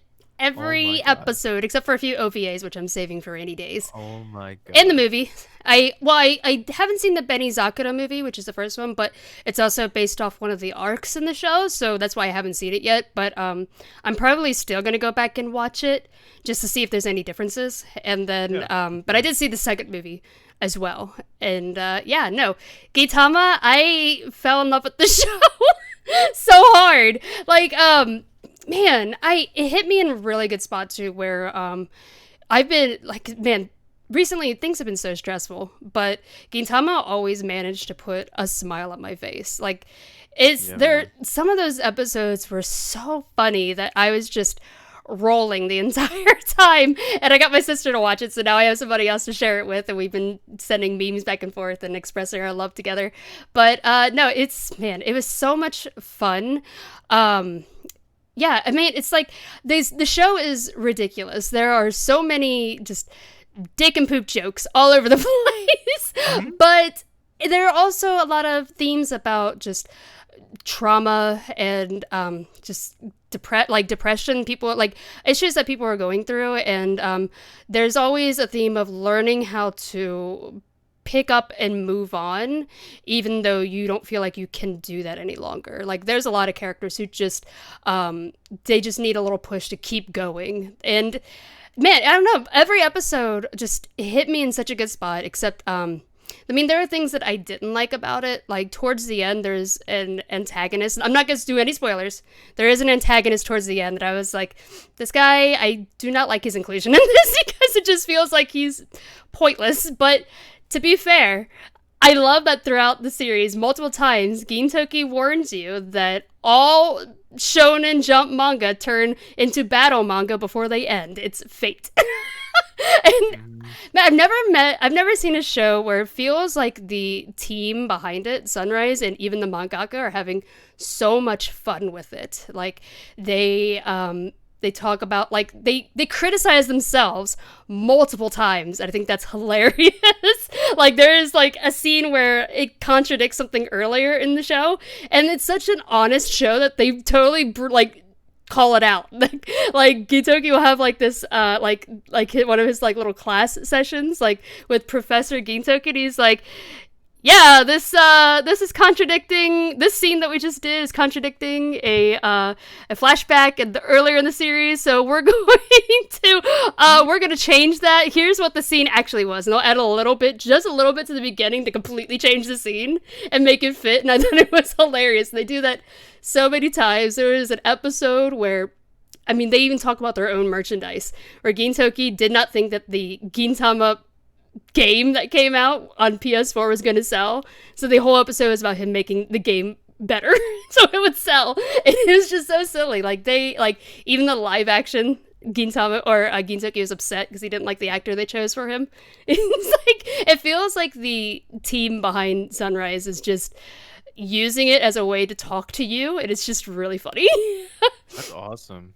And man, I love it I mean, I don't want to do any spoilers, but there are multiple times where they even blame the mangaka for issues in it. They're like, look, he hasn't finished the manga. We're trying our best here. I've never seen something so honest. But man, it was really funny. Another thing that I didn't like, and keep in mind, this series is like over 367 episodes. It's really long, so the issues that I had were such as, like, an insignificant portion of it. There were a lot of jokes about, like, gender identity that I didn't like, and I don't feel like I'm qualified to really dive into it, but they did make me cringe, and it's just a warning for people who might be turned off by that. But they are, like, a very small portion of the series. It only happens a few times, and I was like, it was really bad. But I don't know. I think people could have different opinions on it. But yeah, no, I loved it, and I was really sad after I finished it. I was like, what am I gonna watch now? And now everything I don't want to watch anything else. I just want to rewatch episodes of it. And no, I think it has cemented itself in my top 10. I loved it so much. Yeah, I would have been shocked had it not cemented itself in your top 10, because like behind the scenes not even behind the scenes, like Mandi on the podcast Discord, on our personal Discord for us to handle, like, host shit, like, Mandi has just been beaming with Gintama for like forever. And it's like, it comes up every time, just the same way that she, like, with, like, Hunter x Hunter, like, it behind the scenes it's been like Gintama also. And it's like, yeah, I'm just so happy for you that you guys to experience this, because it's like you said, like, these are just crazy, weird, fucking heavy times we're living in, and we have to be so grateful to anything that puts a smile on our face. Yeah, you know what I mean? Like, me with on, like, the Hobby Addicts, I've been talking about K-dramas a lot recently, and a whole bunch of ones I've been watching, and how they make me feel really happy in these times, which is, like, a crazy thing. So I'm just happy that you guys have finished this show, and that it did so much for you in terms of, like, making you smile and stuff, because damn, that's so cool. Yeah, I had a lot of fun. God. Am I about to watch Gintama low-key? Maybe. I'm just glad that after years of every time this podcast would bring up, like, a top 10 list or something about Mel, where none of the hosts had seen it, we'd get this has, like, 6 of the top 10 spots. Is it really that good? I don't know about Gintama. I don't know. Probably not very good. And now, ever since I've joined and Mandy's joined, we've turned the tide, and at least half of us now can stoutly vouch for the quality of Gintama. Is the most Mason phrase I've ever heard in my life. My photo album is full of just Gintama screenshots. It's kind of ridiculous. But no, I fell in love with Gintoki. He's probably one of my favorite anime characters now. He's such a mess, but yeah, he is a mess. But he's actually, I don't know, he's a really good guy though, deep down. It's just really funny. I loved it. Deep down in his sugar cavities. Yes. Same. I relate. I mean, did we pass Haikyuu's latest season as a review? No, we right? did not even impress it, because it's a season 4. 4? Yeah. 4+, so we were like, people know our opinions by now. We Yeah, will give our yeah. opinions if we happen to watch it. Did someone happen to do that? Yeah, I definitely. Well, so Haikyuu is one of those anime where like even if the world is like crumbling and I have like 23 hours of shit to do in a day, I will use my last hour in the day to catch up on Haikyuu's weekly episode. So Haikyuu is the only other anime that I was watching alongside Ace of Diamond. Whenever I'm too busy, I still fit those in outside of the ones I'm watching for the podcast. So like, I mean, I've also been watching like Sing Yesterday for me. I've been enjoying it. It's getting kind of it's getting interesting, I will say, but still enjoying it nonetheless. The vibe is still there. So I've been watching my seasonal picks, but before all these seasonal picks, I was watching Haikyuu and getting through that. And did you guys watch Haikyuu the last season? Mm-hmm. Okay, Mandi did. So I have not. I was not going to until the second core came out because it's a split core, and I was like, I'm not gonna want to watch halfway and be left off. I'm gonna want to plow through it all when it's done. But now that the second half has been delayed so long, and Insider Baseball, my younger brother is a massive Haikyuu fan. Oh. And I was told I might not be returning, like, to have to work in the office for like a couple more months. Yeah. So I'm like, I might, drive home and visit the family. And if I do that, I'm going to absolutely watch Haikyuu with my brother, and that will be like such a great time. So I've been completely devoid of all things Haikyuu. So if there's any chance you're going to talk about anything, should I mute myself for a bit? What do you mean? Like, are you gonna spoil it? Spoil anything or stuff? Well, I want to give my overall like how I felt about this first core, because I was reading Twitch chat, so no worries. Mason's going off on a tangent. Let's wait till he stops talking. Then sorry, no, it's all good. It's all good. I kind of wish that I had the foresight to also wait on watching this core of Haikyuu, but I gave into the community, I gave into Reddit, I gave into AniList forums to like watch Haikyuu weekly, because you gotta talk your shit when you watch Haikyuu, you know what I'm saying? So, but I kind of wish I held off, because to me, this first core of this season 4 moved a little too slow for my liking. I mean, did I enjoy the core? Yeah, because I fucking love seeing my boys do their shit. Like, I love seeing all my characters that I love. It was just refreshing to see them again after such a long time of not having them. The introduction of the new rivals, the introduction of the national youth team, all those characters, really cool. All the characters you really like, you like them even more. They come back, they're so cool as fuck. Yeah, but for me it took two, this being two core makes sense because they took their time on this first core, but just having the first core on its own without the second core at all, it felt too much. I felt like too much of it was development of Hinata and his like coming to terms with him being shitty at like basic things and getting those basic things down. And also just like the drop in animation quality was kind of weird to look at also. Yeah, it was. It didn't get to me super hard, but it definitely made me go, oh no, like what is Hinata's face doing right now? Like what are these? What are those, dude? But overall, man, I was just so happy to have Haikyuu back. Obviously, we share really cool Haikyuu memories watching Haikyuu together in Japan, which I think back on very fondly. I miss you guys. I love you guys, man. Oh, yeah. We love you too. Thank you, friend. I'm speaking for Mason. Oh, it's okay. Thank you. Yeah. But yeah, so definitely Haikyuu fans out there, definitely watch the season 4. A lot of important layers are set up for the second core, which I think will be very important. But it's not like a amazing first core that is gonna like rock your socks off. But it's a good development core, I will say. I think the new season, Kageyama is getting a lot of attention and development that I think he definitely needed. So I've been happy about that. Yeah, definitely. There have been a few episodes or a few moments with Hinata. I'm like, stop. Yeah, it's like Just like let's we got so many characters. Let's Pull let's those switch, huh? jokes. Let's switch to someone else. But I'm still enjoying it. It does leave off on a kind of cliffhanger-ish. Huge cliffhanger. Yeah, Oh, so no. that's unfortunate that now it's delayed, but oh well. Yeah. I'll let you know if I end up watching it earlier than anticipated. Mhm.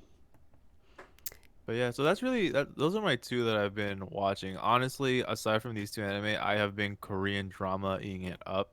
Like if any listeners want to talk to me about Korean dramas, like let's get it. I have been watching so many. Shouts out Hospital Playlist, shouts out the Reply series on Netflix. Let's go. All And right. well, well, MA seasonals also. So yeah. I will, I guess, go through my last little list quickly, hopefully. These are all the shows I watched that I thought were really darn good. I recommend checking them out. First up, recommended by Kren, was Library Wars, or Toshokan Senso, which is also another Noitamina show. This was a very wild premise where essentially it's about the censorship of reading material, and you have essentially two armed forces of Japan that protect libraries. And it's a cute little romance, and just a weird concept, and it was pretty, and it was nice, and it was just a good, easy watch. Such and it was a really solid weird- for what it did. Yeah. That was so weird. It's about these two militaries are protecting libraries. It's a cute little Yep. romance. What? Yeah, that's amazing. That was a It's wild. a little concept. all over the place, but I don't know. It was just a well done show. I'm going to try that one. Like hold me accountable. Like that sounds like something I would love. Yeah. Next up was recommended by BK Viper, and it was Plastic Memories. You can find this on Crunchyroll and Hulu. And It's a good one. I went into it and I was like, oh, this is easily going to be an over the top, like, sappy show. Like, I can see where the "you will cry at this episode" moment was coming from episode 1, and I was expecting to get that feeling and be like, okay, this is another Anohana or show like that. I know Mitz was like, oh, they have this set time left when the character dies, like, but it wasn't. The visuals were so well done. There was like such an attention to detail and care and craft to them that they didn't need to do, that I was really impressed with. And instead of this big sappy moment, like, it was about the inevitability of death and like accepting it in a sort of like calming way. And it like did not play it up for these big, like, overly dramatic melodrama, but it was just like a very realistic portrayal of like the sadness and grief that comes with it, but not in the classic anime way. And I think because I was expecting that, I was like, huh. And I really dug the show more than I was expecting. Yeah. Next up are two movies, because I'm going to cut some of these shows out and talk about them later. First up is Children of the Sea. This was supposed to come out in theaters in April. It was done by Studio 4C, who are at their best when they're doing films. It was directed by the guy who did Gurazeni, Space Brothers, and After the Rain, and it was gorgeous. They had these people, they had a little bit big eyes, but this is a movie that looks like a movie. It has music by Joe Hisaishi, and it just was solid. My boy Hisaishi? With Oh studio my and your horses God. get wrecked. The animals in this movie are amazing. It's all these sea creatures, and it's all about the ocean. Oh, it was so cool. There are Wow. a couple dark moments with like a beached whale and fish and like bugs scattering about. Like, there is a little bit of that, violence of nature in the movie, but it was really cool. It's based on Daisuke Igarashi's manga, and it's a story about these like very mature teens who are like sucked into this like aquatic supernatural phenomena that's like affecting the oceans, and it's like a harbinger of like planetary occurrences of like the future and the past. It's a little too big brain for its concept, but visually it's stunning, and it's worth checking out just on that alone.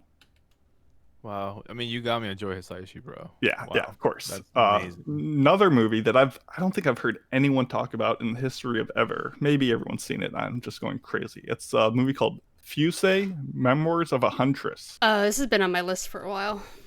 So this is a very Ghibli-esque movie. It's directed by Masayuki Miyagi, who was the like assistant director on Spirited Away. And since people are sensitive, I'll say the character is a huntress. There's a little bit of hunting and violence towards animals, but if you're a fan of like Kyoso Giga or like Miss Kokusai,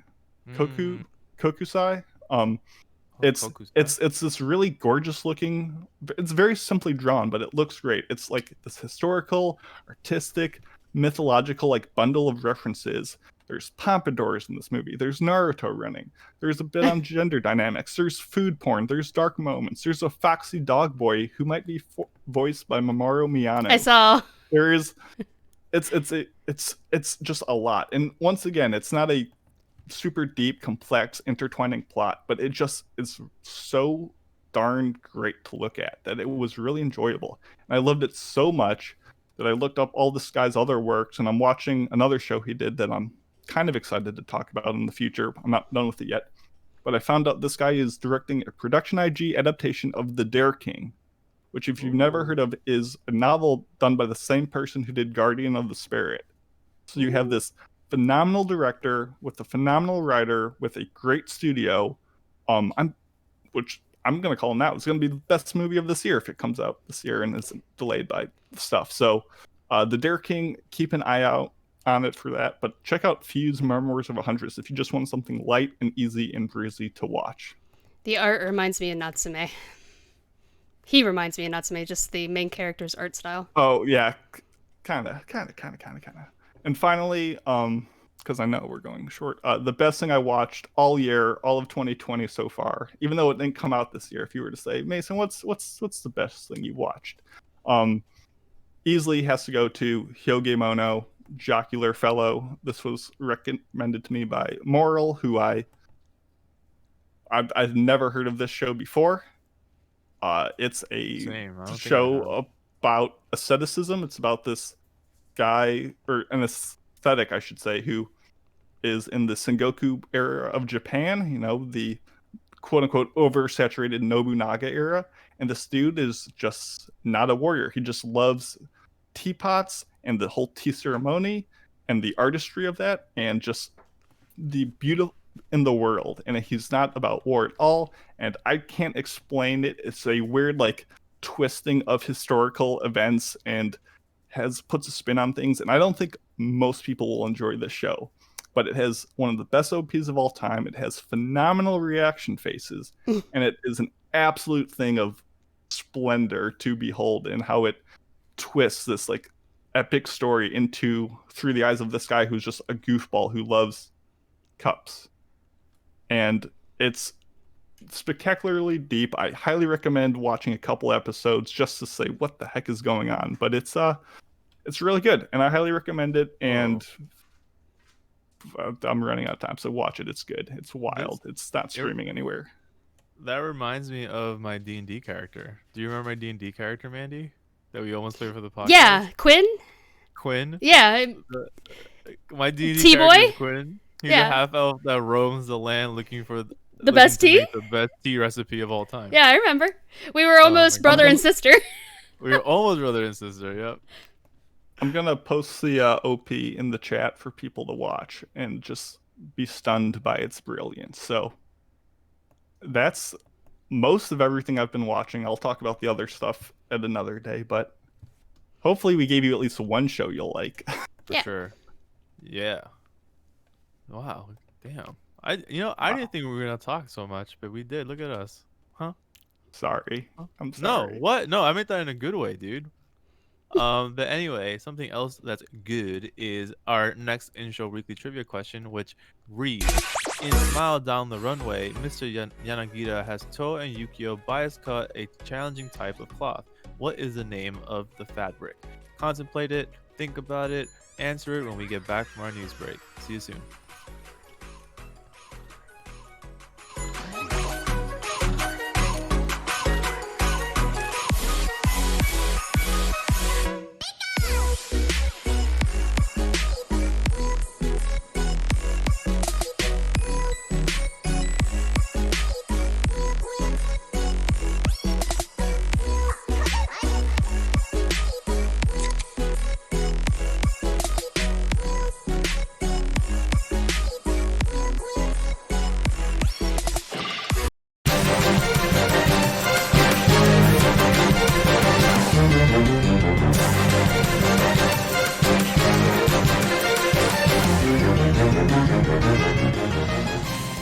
Hey everybody, Mitsugi is back.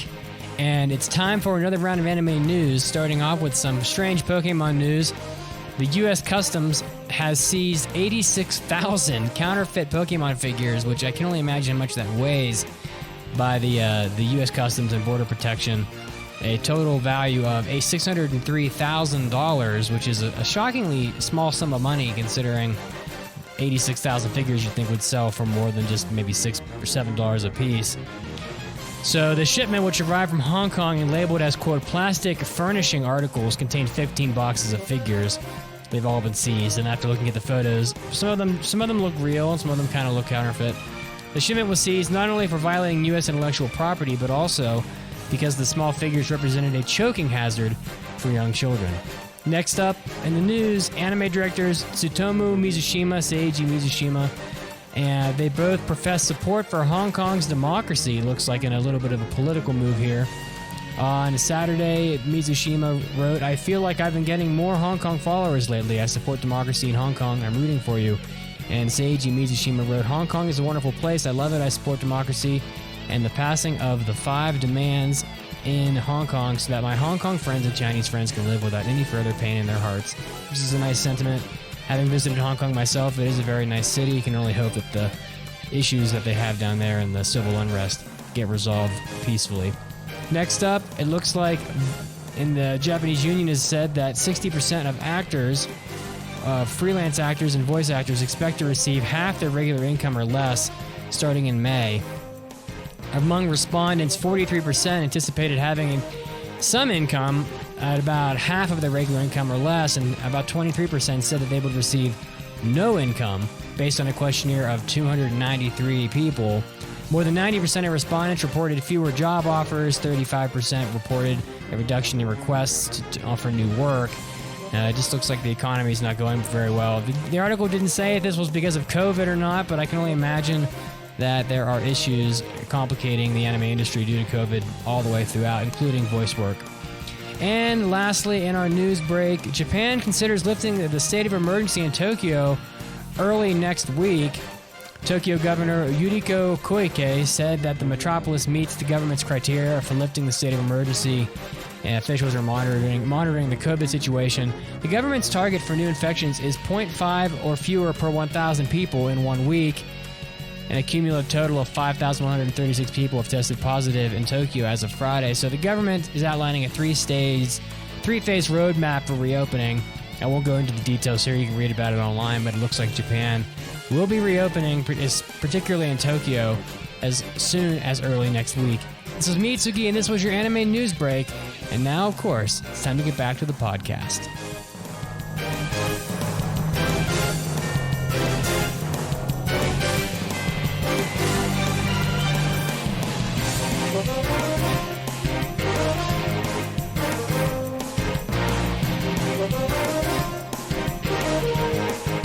Anime Addicts, the AAA podcast, is always trying to bring you new and exciting ways to enjoy our content, and now we have an exclusive member-only RSS feed on the site that is going to let you access our hentai episodes, our Hobby Addicts, and our After Parties episodes, all from your favorite mobile apps. That's an additional 8 episodes of content per month just for you, and you can listen to it through Apple Podcasts app, you can listen to it through Podcast Addicts, Pocket Cast, Overcast FM, Downcast FM, etc., onward and onward. So many mobile apps for you to choose from. If you were holding back on supporting the podcast because you didn't like listening to our extra content through our website, now you can get it and listen to it the same way you enjoy all your other podcasts. So pitch in, help out the podcast, do a good thing, and enjoy all the extra content we have for you. Just go to aaapodcast.com/join and you will get all this extra content and an exclusive member RSS feed for you to enjoy. That's aaapodcast.com/join and support the podcast. この番組は JList.com の提供でお送りします。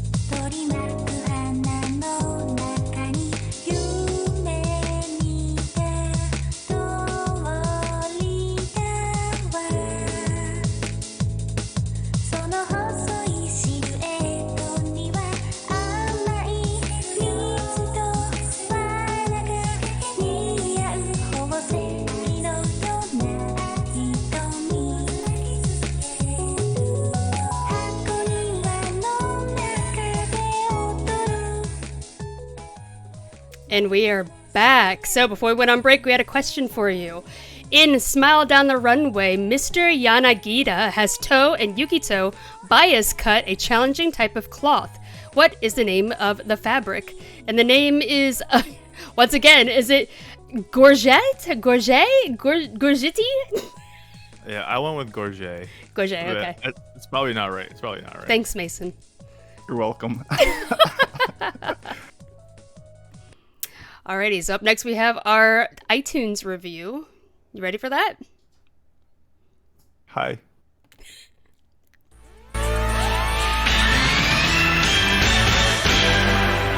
It's time for iTunes review.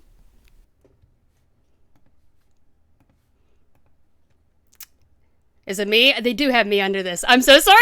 I was like, I can't read it. I thought it was under you. I'm sorry. It's really hard to keep up with everything when you're trying to do this all on one screen. Oh, yeah. We get it, dude. Alrighty, so this iTunes review is from Maddie916. They said, "Why did I wait this long? In the past, while looking for anime-related podcasts to listen to, I often overlooked this one for some odd reason. It was only after the Kyoto animation fire that I finally got into your podcast, and now I regret waiting this long to listen to this fine piece of programming. I love the symmetry between all of the hosts as they bring insightful information into everything related to my anime addiction. Keep up the wonderful work as I dedicate myself to making said addiction worse." Thank you so much. And Thank you so much, man. yeah, also, if you would like to leave us an iTunes review, please go to AAA Podcast or Anime Addicts Anonymous Podcast on iTunes. Leave us reviews so we know how we are doing. And 5 stars we will read on the show. But also, feel free to leave us some comments on how we can improve to make things better for you. But thank you so much, Maddie. Alrighty. Yeah. So, because we normally put our mailbags at the end of the show, and we tend to skip them a lot, we haven't been getting as many mailbags lately because new people probably have no idea that we even do mailbags. Right, yeah. So we decided... Feels that way. Yeah, we decided to move this up higher in our show, just so we can get through a couple of them and make sure that we do these before the review. So let's... I'm going to say we're also moving it forward because then people who don't want to get spoiled to the review and might like tune out or like, well, I want to hear the mailbags. When do I come back? So that's a good two point. birds, one stone. Alrighty, so I'm gonna go ahead and move us into mailbags. It's time for an almighty anime mailbag. Anime.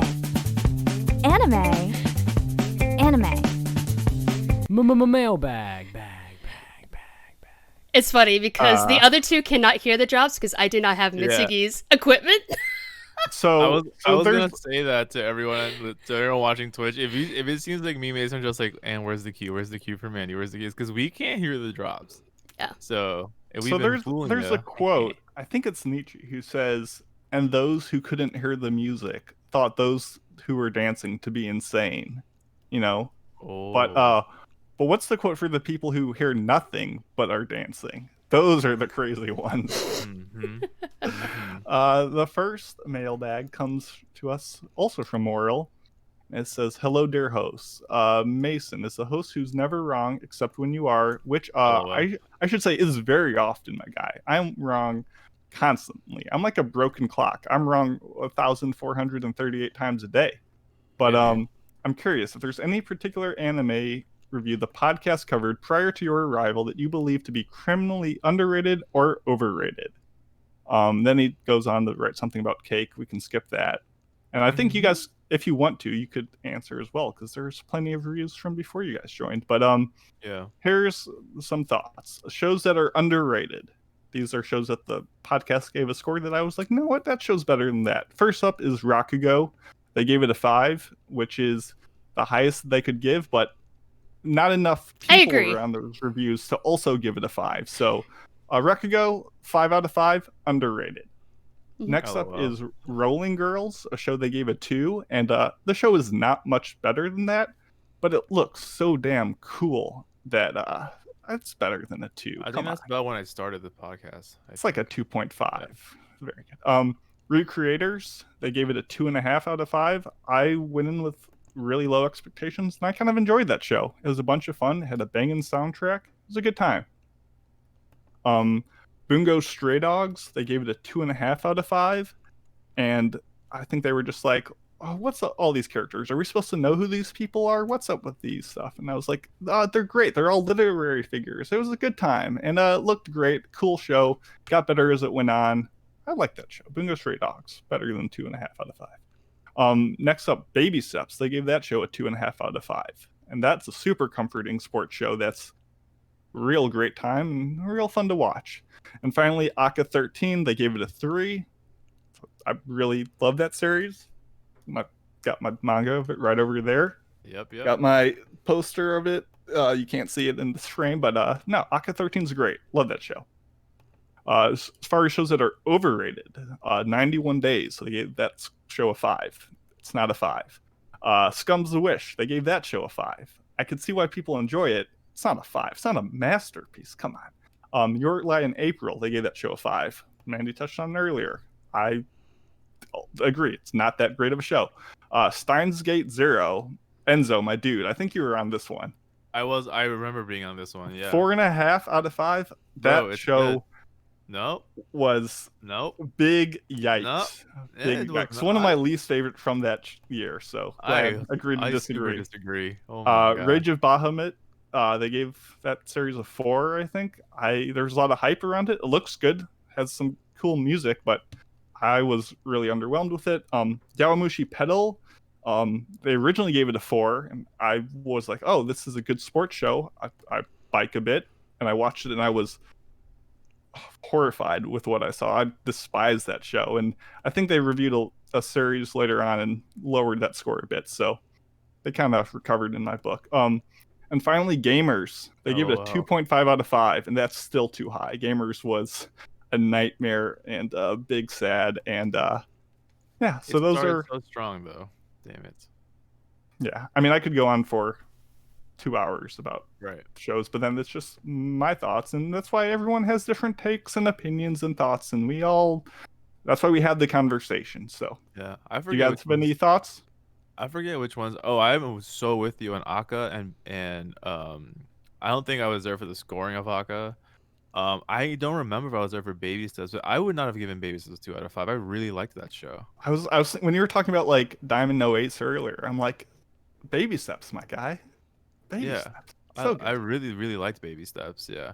I think I was there for Scum's Wish. I don't remember what I gave it. I have to look at Ice T Rose's document or whatever, but I doubt I gave it a 5. I think that one was just. I thought it was a 5 across the board. And Kimiko. I think it was just those two. Yeah. I think that was it. Yeah. And I understand completely why people could like that show, but I would have given Scum's Wish like a soft 4, personally, soft 4. Listen, you give a show a 5. Those are big shoes. Yeah. But yeah, no, I'm more with you than not with you on most of it, especially the Rakugo 5 not being enough. Rakugo needs more love.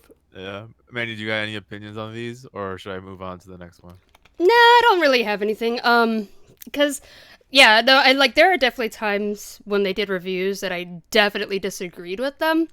But I can understand everyone has different opinions, so I don't think anything is like overrated. I also hate saying overrated. I hate that. It feels like a very arrogant way of saying that my opinion is more important than yours. I hate that. But like underrated, I mean, I don't know. I'd have to look through the list to see what's there, but there have definitely been moments where I disagreed with them on stuff. Mandi, underrated. Gintama, not reviewed. It's true, yeah. And Gintama.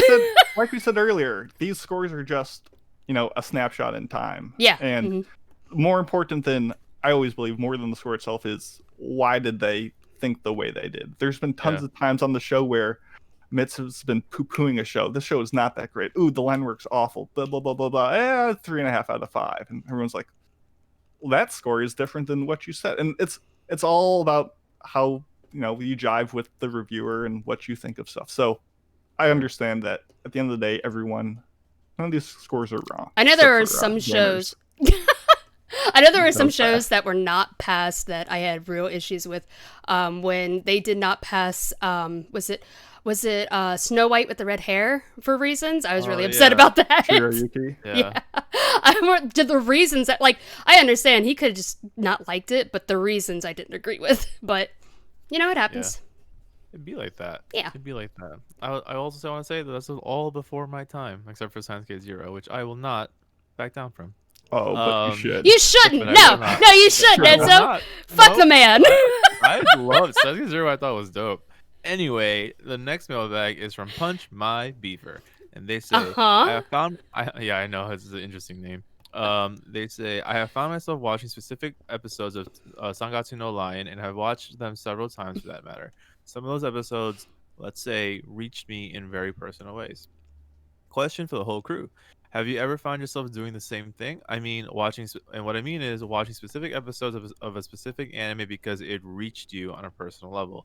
Come on, guys and gals, time to confess and lay it all out on a personal level. You all rock. Yeah, I definitely have this, and this immediately brought me to episode 5 of Beck, which is probably one of my favorite episodes of an anime ever, because it is so pivotal. Episode 5 of Beck is where I think Koyuki gains the first step of real confidence in himself. It is the first. There were so many beautiful things about that episode, and I'm just gonna walk through them because fuck it, spoilers. I mean, it's also episode 5 out of like 24. Would you like a spoiler tag? Yeah. You give a quick spoiler. It's nothing crazy, but Cool. Yeah. So episode 5 of Beck is the episode. So many things happen. It's the episode where they name the band. Is when Ryusuke and Chiba sit down and they name the band what they named the band. It is the episode where Koyuki is against his will put a lot of trust on him because Saito Sensei is like, hey, like, I put us up for a talent show. You're gonna be the guitarist in the band. Deal with it. I just want you to I want you to grow like this. And Koyuki's like, yo, I'm not good enough. And he's like, I don't care. Let's practice. And it's Koyuki's like first like, holy shit, I can't fuck this up. It's my first show. It's my first time on stage. And it's also like a beautiful episode of Koyuki finding himself in a weird position where he finally has a life, and it's beautiful because of it's just like a perfect episode of young teen love and development and taking those first steps out of a depressive hole. When he gets on that stage, he plays "Follow Me" by the Rocket Boys, and that performance of him standing next to Maho is always in my head. I sing that to myself all the time. It's one of the first songs I learned on guitar after I finished the show.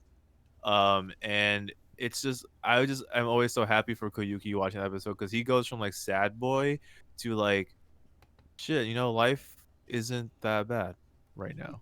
And it's a monumental switch in him. And then from episode 5 on, it's just amazing development of that show. So episode 5 of Beck is, to me, I literally YouTube that episode all the time, or like watching on Funimation all the time, because it's, I think, one of my favorite character development episodes ever.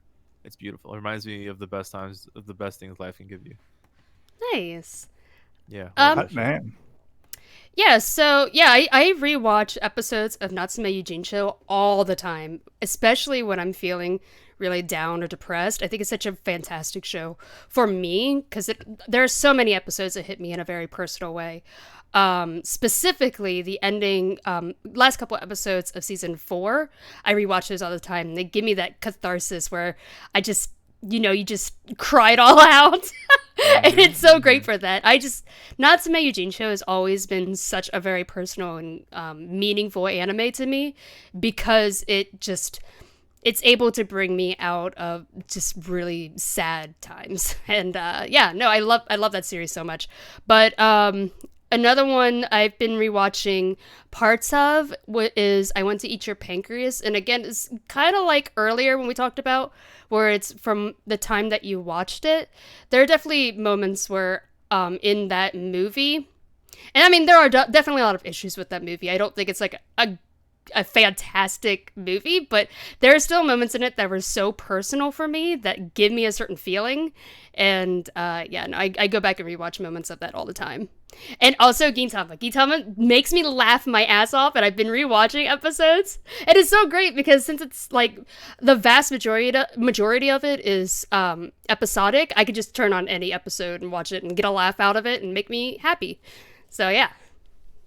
Add that to the rainy day list of what to watch. Just any episode of Gintama, please. Thank you very much. I don't rewatch shows or episodes very often. I tend to prefer something new. I mean, shows that I've seen a couple times now that I can always go back to conceptually is essentially Fooly Cooly or Tatami Galaxy. Any scene from any of those shows, because both those shows have a very similar concept of you have to swing the bat. You have to get out there. You have to live the life that you want to live. You have to achieve what you want, and that like motivation is always something that I'm like, yes, I'm always in the mood for that. So those two shows are always great examples. If we're getting personal and highly specific, the ending monologue of the Night is Short, Walk On Girl, the conversation that the main character has like in his brain when he's like bed sick or whatever about like the fears of entering a relationship and like failing, just like what does it mean to fail and what risk does it have on my psyche and my being. There's like this just, I think it's like 4 minutes of just nonstop. This dude is just in his own head thinking about, you know, should I risk it or not? Does she like me or does she not? And like, it is unbelievably so amazing how good it like deconstructs what every person has thought about at least once in their life. That I remember watching it, that literally I just had to like, it was so almost uncomfortable and how much it like hit me with a bullseye that I was like, I just had to start laughing or just making sounds because I'm like, oh my goodness, this show is so much in my own element. I need to escape because it's so good. And if you ever need that kick in the butt, that's another moment from a Yuasa show, go figure, that is just it's so good to go back to. So those are my answers. Yeah, man, I live for those moments and stories, Mason, just like the ones where like it's like, wow, I could not have put to words that emotion better in any way. And it comes from dialogue. It also comes from just like how things are portrayed, like how things play out in anime. And yeah, I think that's also why I go back to episode 5 of Beck, because it's just it's when I watch that episode, I just see myself. I see the me before loving music and playing guitar, and I see the me after, and how many friends and beautiful moments in my life that brought me. So like, for sure, like it's sometimes anime is just like, yep, that's the feeling, that's the one I couldn't put words to. Thank you very much for that. And also Cami in the Twitch chat, yeah, Moon on the Water, beautiful fucking song on that episode. All right, it's been 2 hours, everyone. Yeah, awesome, guys. But yeah, please give us more mailbags. You can find the link on the website to leave them for us so we can answer them. But yeah, moving right along because we are running long. I apologize for that. We have a review of Smile Down the Runway, which is from the winter season. And this was chosen by or brought back by the listeners because none of us did an impression on it. And I remember, I think it just wasn't on anyone's radar. And then when the season started, because I think this was a pretty strong season where we found so many things to watch. And when I was going through the list of stuff, I think both Mason and I watched this and we're like, this is pretty decent, but our schedule is already full enough. So, but yeah, it was brought back. You can watch it on Funimation. And the studio was Izola, who worked on Happy Sugar Life, funny, and Are You Lost? And the director is Nobuyoshi Nagayama, who also worked on Happy Sugar Life, which is hilarious to me. Are You Lost? And also My Girlfriend is a Show Bitch. So, yeah, this story is a kind of shonen slice of life about a girl named Chiyuki who her father works at as a fashion designer for a Paris fashion design company, and she always wanted to walk down the runway for her father's clothing line, but she's also very short. Like, she's way shorter than what a typical runway fashion model would be. And this is about her trying to get into the industry despite that, and prove that she can do it, despite her lack of height. She also meets a boy named Ikuto, who wants to be a fashion designer, and so he is also trying to get into the industry, and they work together to try and show others that they can make it in this world. And what did we think of our impressions going in? Yeah. So this is the era of the podcast where I took off. So this is the first season where I didn't give any impressions or picks or whatever. So for this review, and also for like Somali last week, I've had to like resort to watching a trailer and also going back in my memory about what my Brooklyn meetup was talking about. And I remember there's one specific memory from my Brooklyn anime meetup that I had two usuals talking about a show about the runway, and they seemed very stoked on it. So I wasn't partaking in the conversation, but I kept hearing them talk about it from like my left side, and they were like, "Oh my god, I really love that show! Oh my god!" So I have that faint memory, and so when this came up to review, and I watched the trailer, I was like, oh, this is looking like something that I would have probably put on my like pick list most likely to probably do an impression on, because it hits a lot of notes that I like. And also, I just love Paradise Kiss from back in the day, so I was just like, Yeah. I was like, I can do another fashion one. Fuck it, let's go. So expectations, for better or worse, were on the a little higher than normal side. I wanted this to be good going in. I wanted it to be good. Like, I was really hoping this would be good. So that's before I started watching. I was like, I hope this is good. I want it to be good. Yeah, so I think like most people know, this is a shonen fashion series. And what do I know about fashion? Look at me. Well, I've read JoJo, so I know everything about fashion. True. There it is. Um, All there is. Exactly. Peak shonen fashion. But no, I love learning new things. I love when shows like kind of have that nonfiction style and like bring me into the world of like restaurants, animation studios, game development, bookseller Honda. Like, I like going into like real worlds and learning about stuff. I was excited. Also, the name of this is amazing in Japanese. I wish everyone just said it in Japanese. It's Runway de Warate. And it rolls off the tongue really well. It's got the runway, the RW to Warete with the W to the R. It just has a nice symmetry to it. And I love the name. And yeah, the hype was good and the first couple episodes were solid. I didn't have huge expectations going into the show. I did watch the first few episodes and I liked them. I thought they were really interesting. It was a shonen fashion show or fashion anime, and I did love Paradise Kiss, so I was also looking for something like that. But I think it very early on, I noticed that it wasn't going to be the same kind of romantic, messy drama kind of that Paradise Kiss is. It was very much more of a shonen, and but I do love stories about people who go against odds. Someone tells them you can't do this, and they're like, "Fuck you, I'm gonna do it." I love stories like that. And so I was interested to see how Chiyuki combats the fashion world's like image of what beauty is, and also seeing Ukuto, because he was such a sweet little boy, and I couldn't wait to see more about him. He was so sweet. But I guess with that we can go into our spoiler-free recommendations. Yeah. I think this is an anime that any lover of the types of shows that Mason mentioned would like. For example, if you love shows like Shirobako, if you love shows like Bakuman, Welcome to the Ballroom. Yeah, exactly. Shows that like, as Mason, I think you said it so fucking well, actually. Like, shows that bring you into a space that you have never explored before.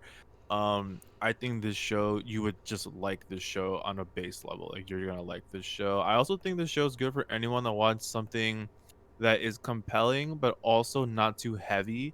So you're not gonna be drowned in like heavy, super duper emotions, but you will feel good watching this show. It does take you on emotional journeys, but it's not anything that's like super heavy. Like, you're not watching like a bebop of melancholy, you know. Like, it's lighthearted, it's fun, it pops, it's a really cool look into the fashion world and its challenges. Yeah, I think I would generally recommend it to anyone that's looking for like a good vibe, a good time, a good short 12 episode good time. This was a solid show. I feel like there were a lot of moments where it required a suspension of disbelief to set up like plot points or emotional payoffs, and it is a shonen show with a shonen formula at the end of the day, and that just leads to a show that does not have a lot of nuance or depth to it.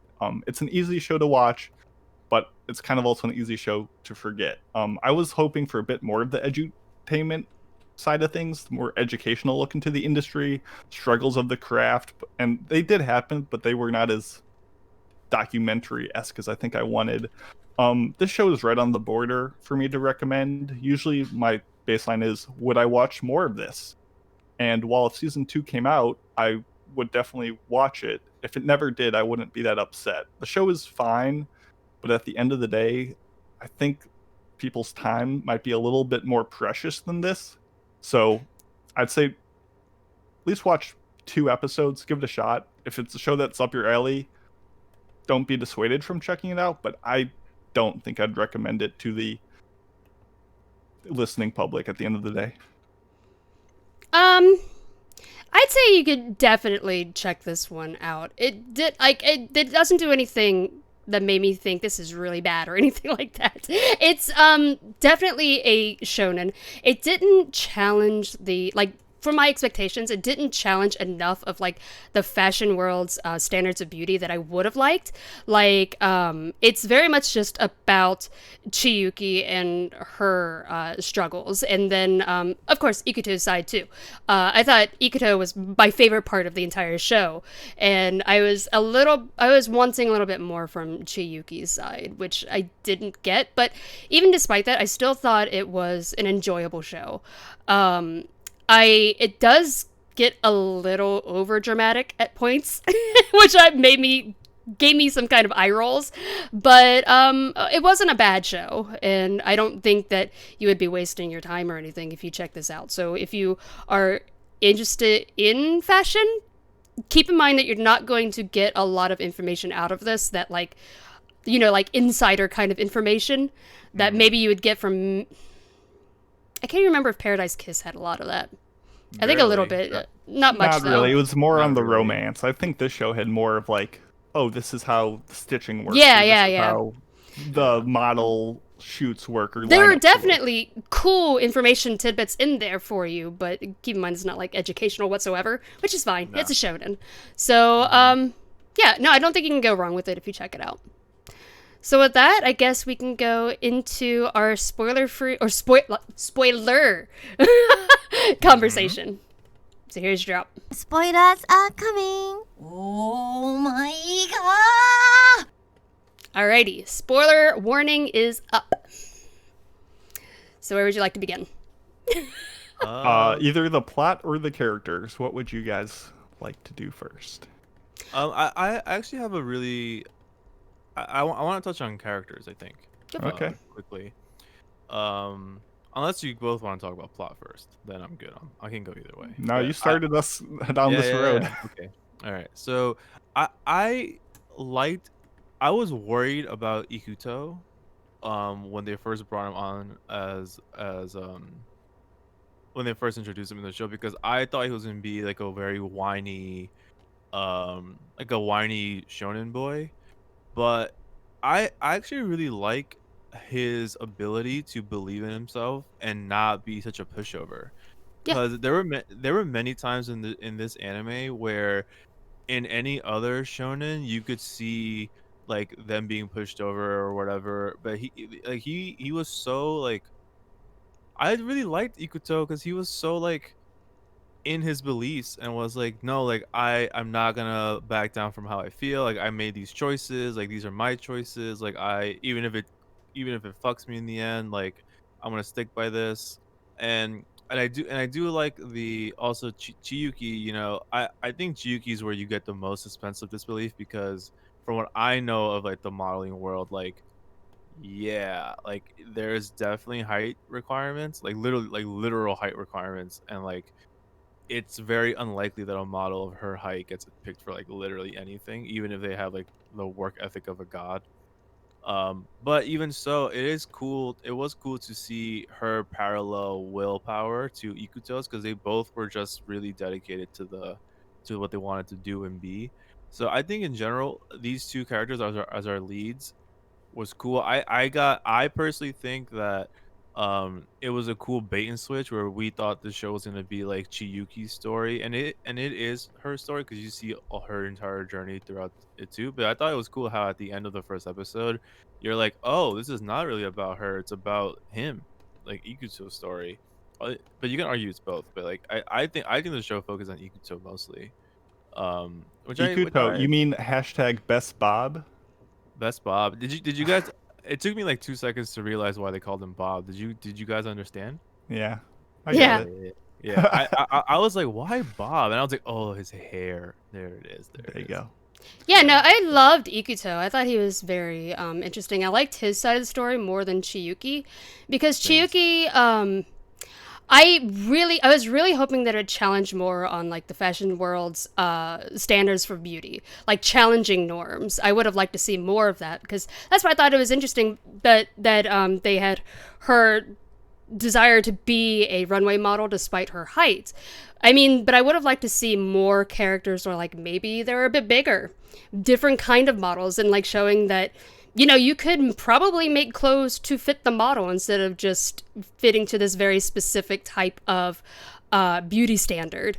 So I would have liked to see a lot more of that, but they didn't do that, unfortunately. I also would have liked if they had done a little bit more of like different kind of statuses, because it's a little bit harder to feel for Chiyuki when she is like the rich girl. I would have liked to see somebody trying to make it into this world from like maybe a lower income house instead. That's why I liked Ikuto so much. I thought his journey was far more enjoyable than Chiyuki's. But So here's my thing about like what the show is trying to conquer. All the characters in the show have a hurdle that they're trying to, you know, breach. And the show, I mean, like beauty and aesthetics and stuff like that is very subjective. There's really a lot of ways. It's really hard to define what's better in that sort of way. So the show really pushes like an objective measure of what the characters need to overcome.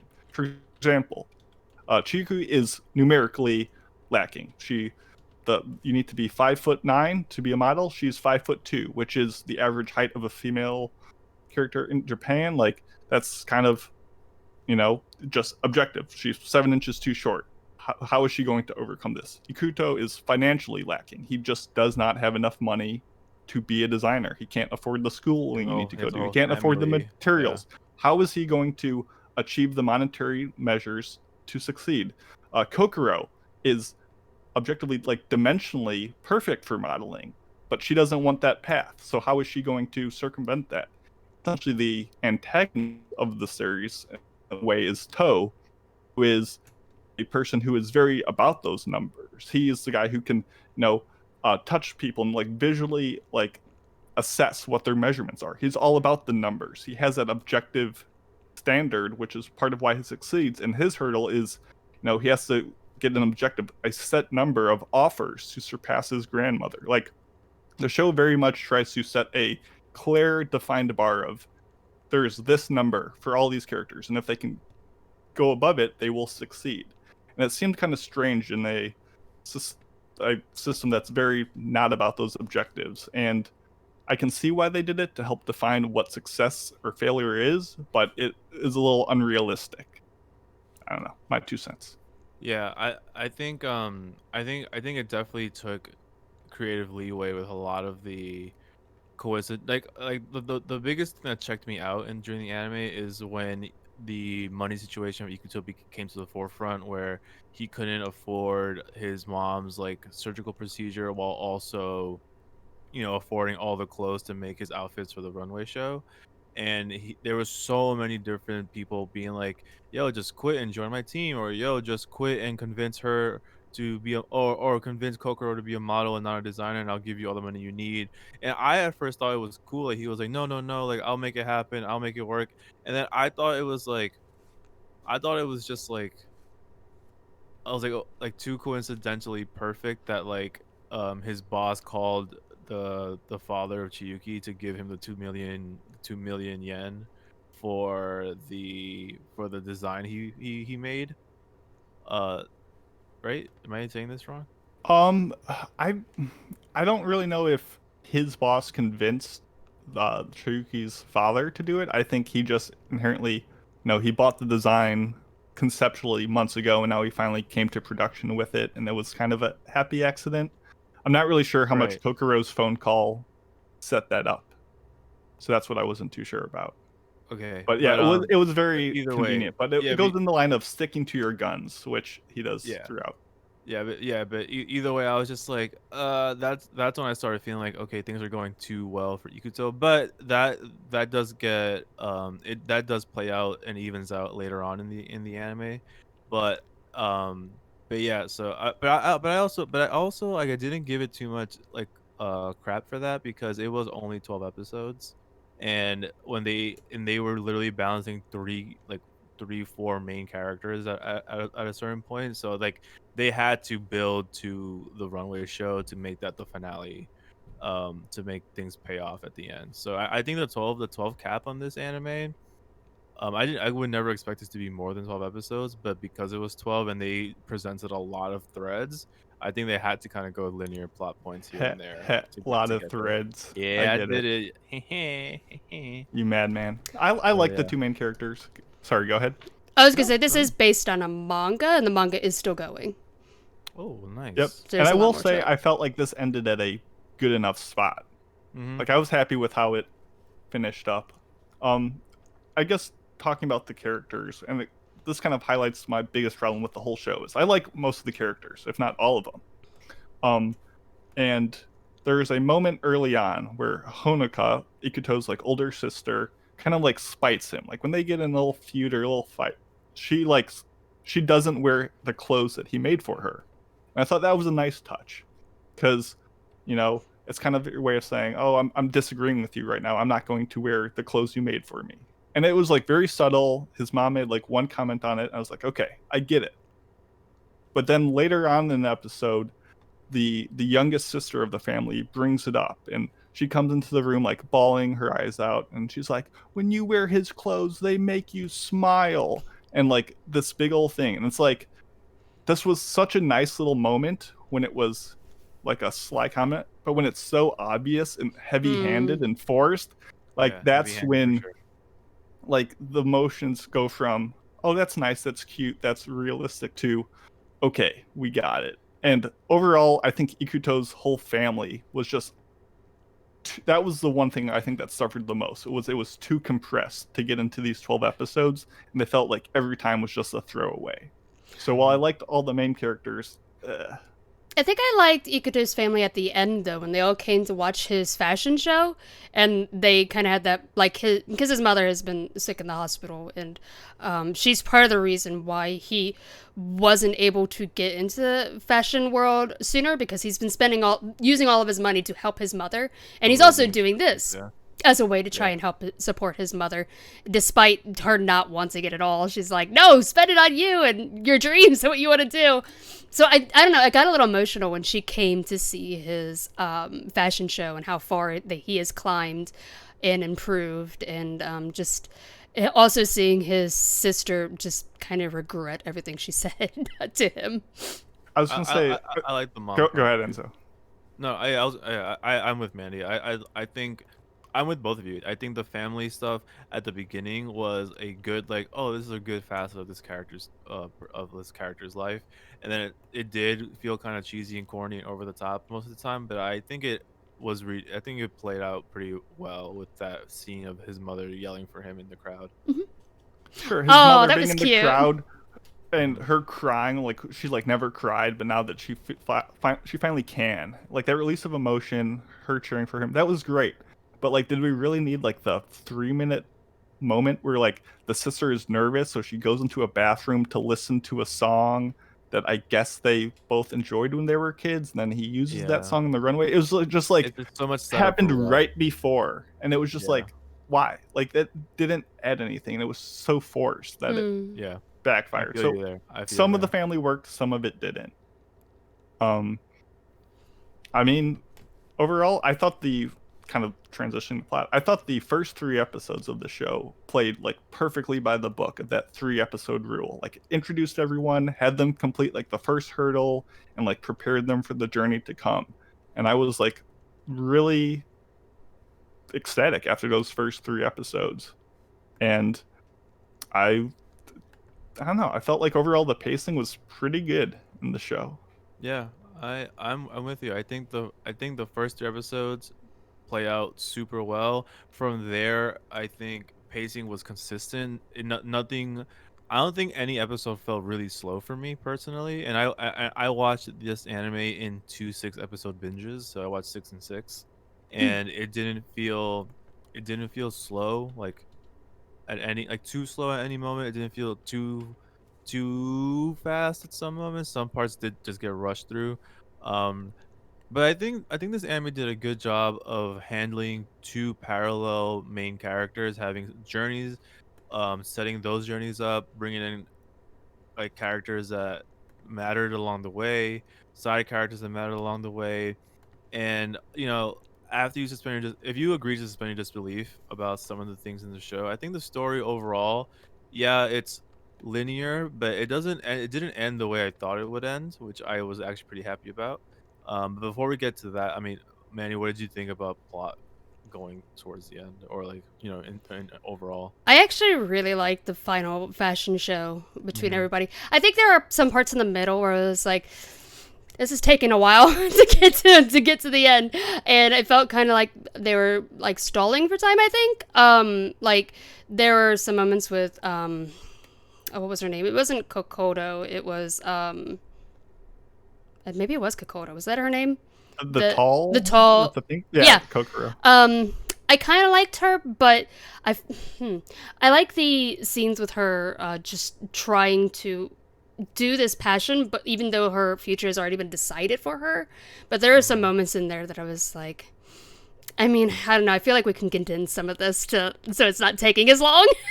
Mandy, did you watch this week to week, or Yes, did you week to marathon week. it? Because I, like Enzo, watched it all at once and binged it, and I felt like not so much that the endings had weird like cliffhangers, but I felt like they just kind of ended when they ended. Like they seemed like, had I been watching week to week, they would have been like awkward and stilted. Yes, yeah. No, there were Okay. definitely moments where, because I watched this week to week as it was airing, and there were some episodes I left off. I was like, man, I don't feel like anything happened, like significant happened in that episode. Nothing got addressed. Nothing made you Yeah. want to keep on watching. It just kind of ended. And I guess I would have agreed, but then I just had the next one right there, so I just Yeah, but I moved it mean, along. there were definitely episodes later on where I was like, that was really good. I was really happy with that one. I really liked the final fashion show, and Yeah, me too. I think it was interesting seeing all the different kind of designs and how they related to them and like their personalities, and like Toes was interesting, and I kind of like his battle for trying to outdo his grandmother too, and because he wants to have his own fashion design or fashion label and not work under hers, and like I don't know. I think it was also interesting that a lot of characters in this failed in what they were trying to do, but still ended in a place where it was like positive for them. Does that make sense? Yeah. Yeah. I'm with you, and that's what I was kind of alluding to before. Is that should we spoil like the placements of the final tournament arc? Sure. I was just going to say go ahead, before, dude. if you're going to do the final placements, I do like how right at the end, we are expecting the Chiyuki Ikuto combo. Yeah. Our two main characters to come Yeah. together. You're like, okay, here we go. True. Forces who have been building themselves up separately are going to come together, and all of a sudden we get a twist. They're rivals, actually. I And thought the was same like, thing. That was good. That was good. I gotta give him props. It was a little convenient. You had to, sure, fine. They all met up at that moment and they agreed and they had the history. Fine, whatever. I can believe it all because it aided in the story. So go ahead. Yeah, no, I'm with you. And so that was one of the plot twists. I was like, oh, okay, let's go. Cool. And then at the end, because Shonen trains you to just believe that the main characters are, and like the main characters are gonna win. And not only did Ikuto not win, he didn't place top 3, he didn't place top 5, he didn't place top 10, he placed 11th. 11th. And it was cool because Kokoro winning, I was like, sure. But actually no, I don't. I disagree with what I just said. She won only because To withdrew. He was going to be the obvious winner, which makes sense. So I think it's cool that this show didn't just like, and oh my god, this high schooler just came out of nowhere and fucking won the whole thing because shonen. So I thought it was cool that Ikuto lost, and I also think it's cool that the people in the college are like, yeah, dude, of course you lost. You're like in high school. These are like college seniors doing this shit. They've been doing this shit for way longer. Like that's why 10 people placed over you. Like don't be so hard on yourself. And I think that was cool. I think it was cool that like we had a main character that got beat down. Ikuto was trying so hard to win this damn thing, to prove something, to prove himself to people, and he got fucking slammed in the placements. But like Mandi says, he took that with stride, and instead of letting that be like, oh, you know what, I'm just not good enough, he was like, you know what, I did the best I could, and I love this, and I'm gonna keep going forward. Yeah, bro. I got really emotional at the end when he was like, of course he's upset and he's crying about it. He's like, I don't even know what to do now because I tried so hard at this and I failed. But then they get Chuki and Ikuto both get their own job offers, and that kind of spurs them into like, kickstarts them into like, no, I'm not gonna give up, I'm gonna keep trying, and I'll come back better next time. And I don't know, I really kind of like that at the ending because it felt a little bit more realistic than that, because I was fully expecting that when they're doing the placements, I fully expected he was going to be the top. I really thought Shonen has trained me to think that. Yeah, I know. Same. I was like, wow, they're really about to give it to my boy Ikuto for first place. I'm about to like flip my table because like I think now I'm not a fashion person really, but like I liked his runway show, but it was not the best one, like personally. And should he have won, I would have been a little upset. I would have been like, that's way too convenient that this fucking high school ass kid just beat out seniors at a fucking fashion college. Like, like, I mean, not that doesn't happen, but nothing about Ikuto's journey showed him to be a world-renowned genius level. I think what the show tells you about Ikuto is that he has natural instinct to do basics super fucking well. But like doing creativity too. He's a lot of creativity. Yeah, creativity and solid basic work is what he has at a young age, which is promising. But it shows that he has potential. But I don't think that one summer or like one school season of trying his first fashion show was gonna win out against seniors that have dedicated their lives, their youths to this. So I'm kind of glad he didn't win it, but I'm even more glad that he didn't give up.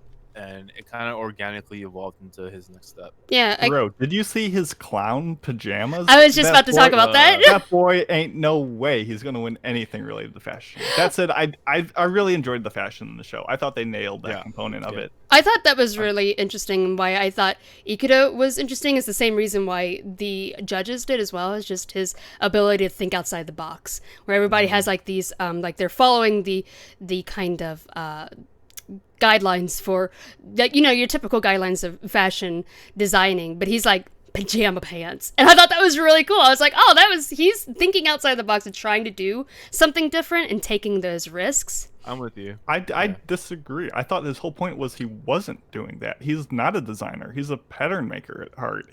All his designs were just taken from different parts of the world, and why executed really well, weren't inventive. They didn't push anything in a new way. I mean, at the end, his thing of pajamas was just pajamas. Like, he approached it in a different way, but he didn't approach fashion in a different way. I think that's what he's going to learn.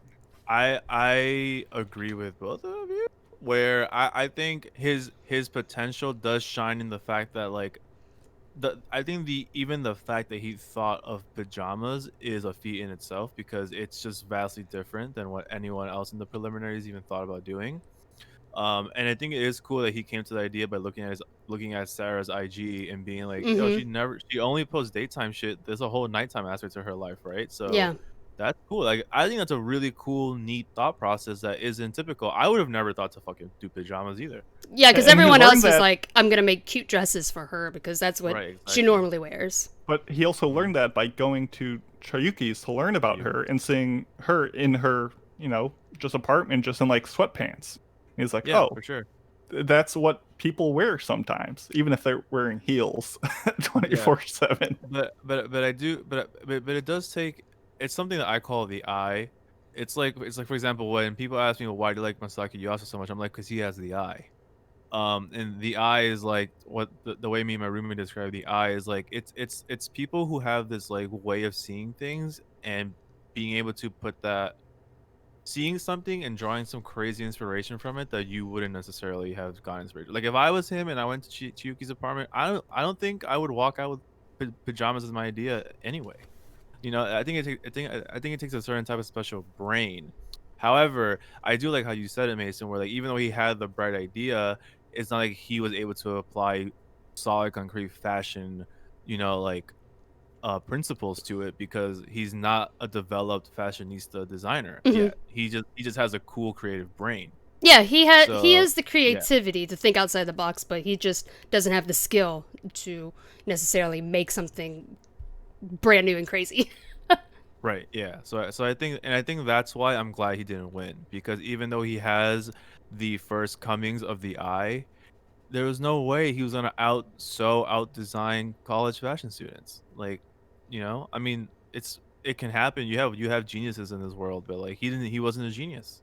Especially a prodigy who can just with one word make this whole like college accept people not from the college.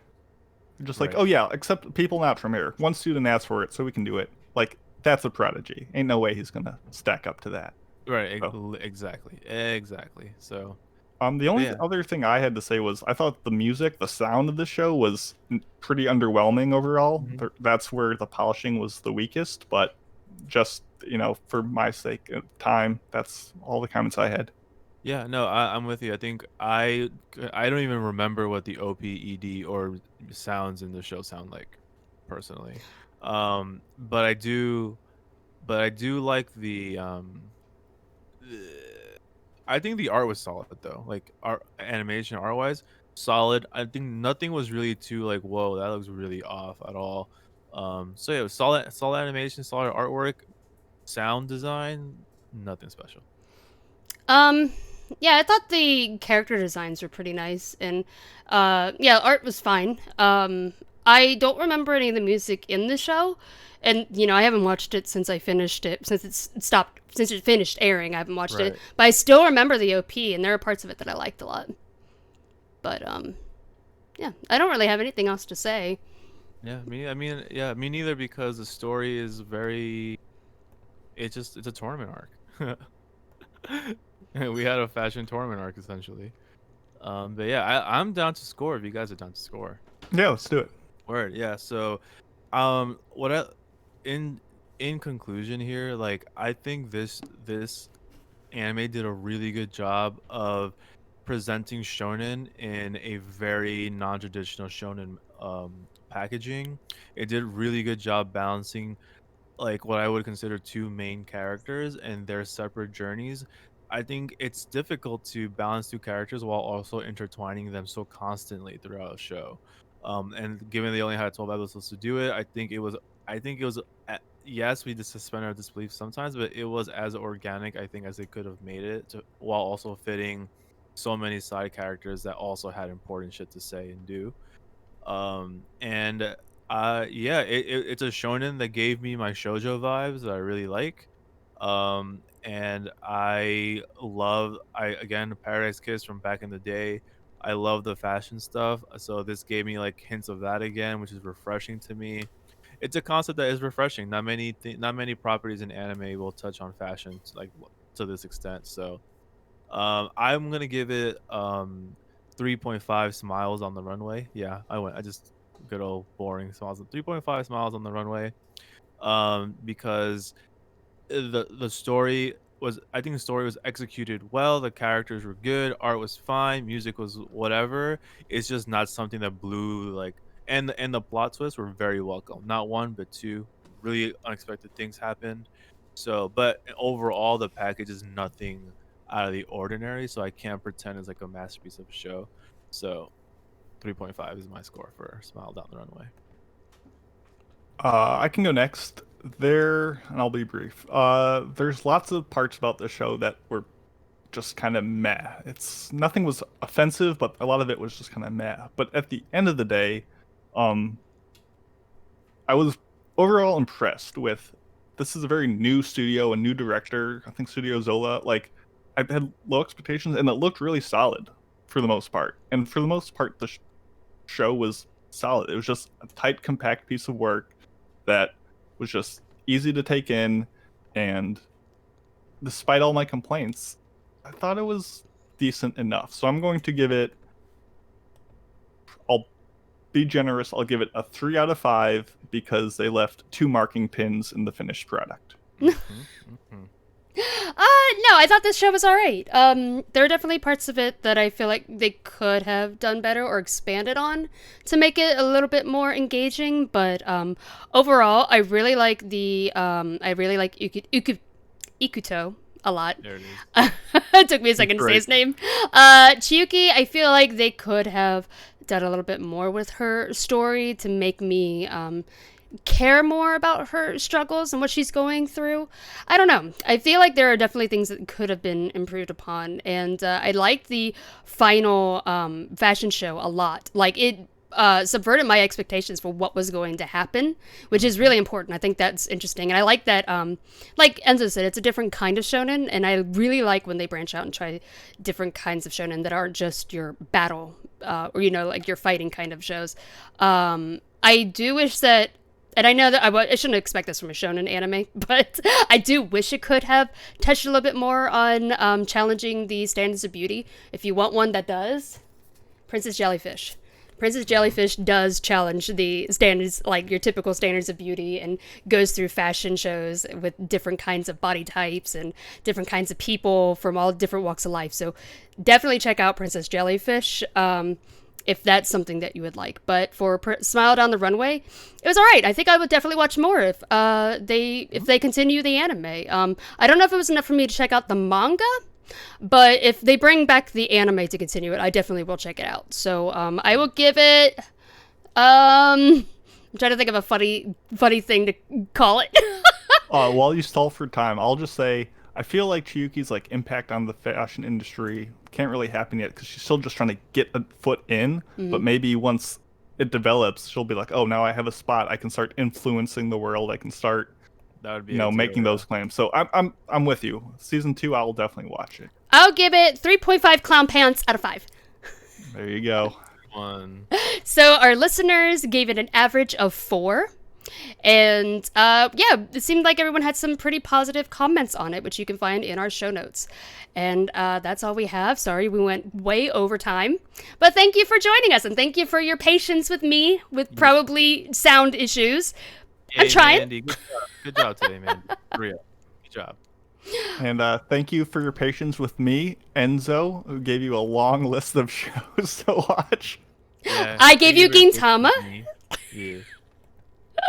But yeah, so we will be back next week, where Mitz should be back to run the show again, thankfully.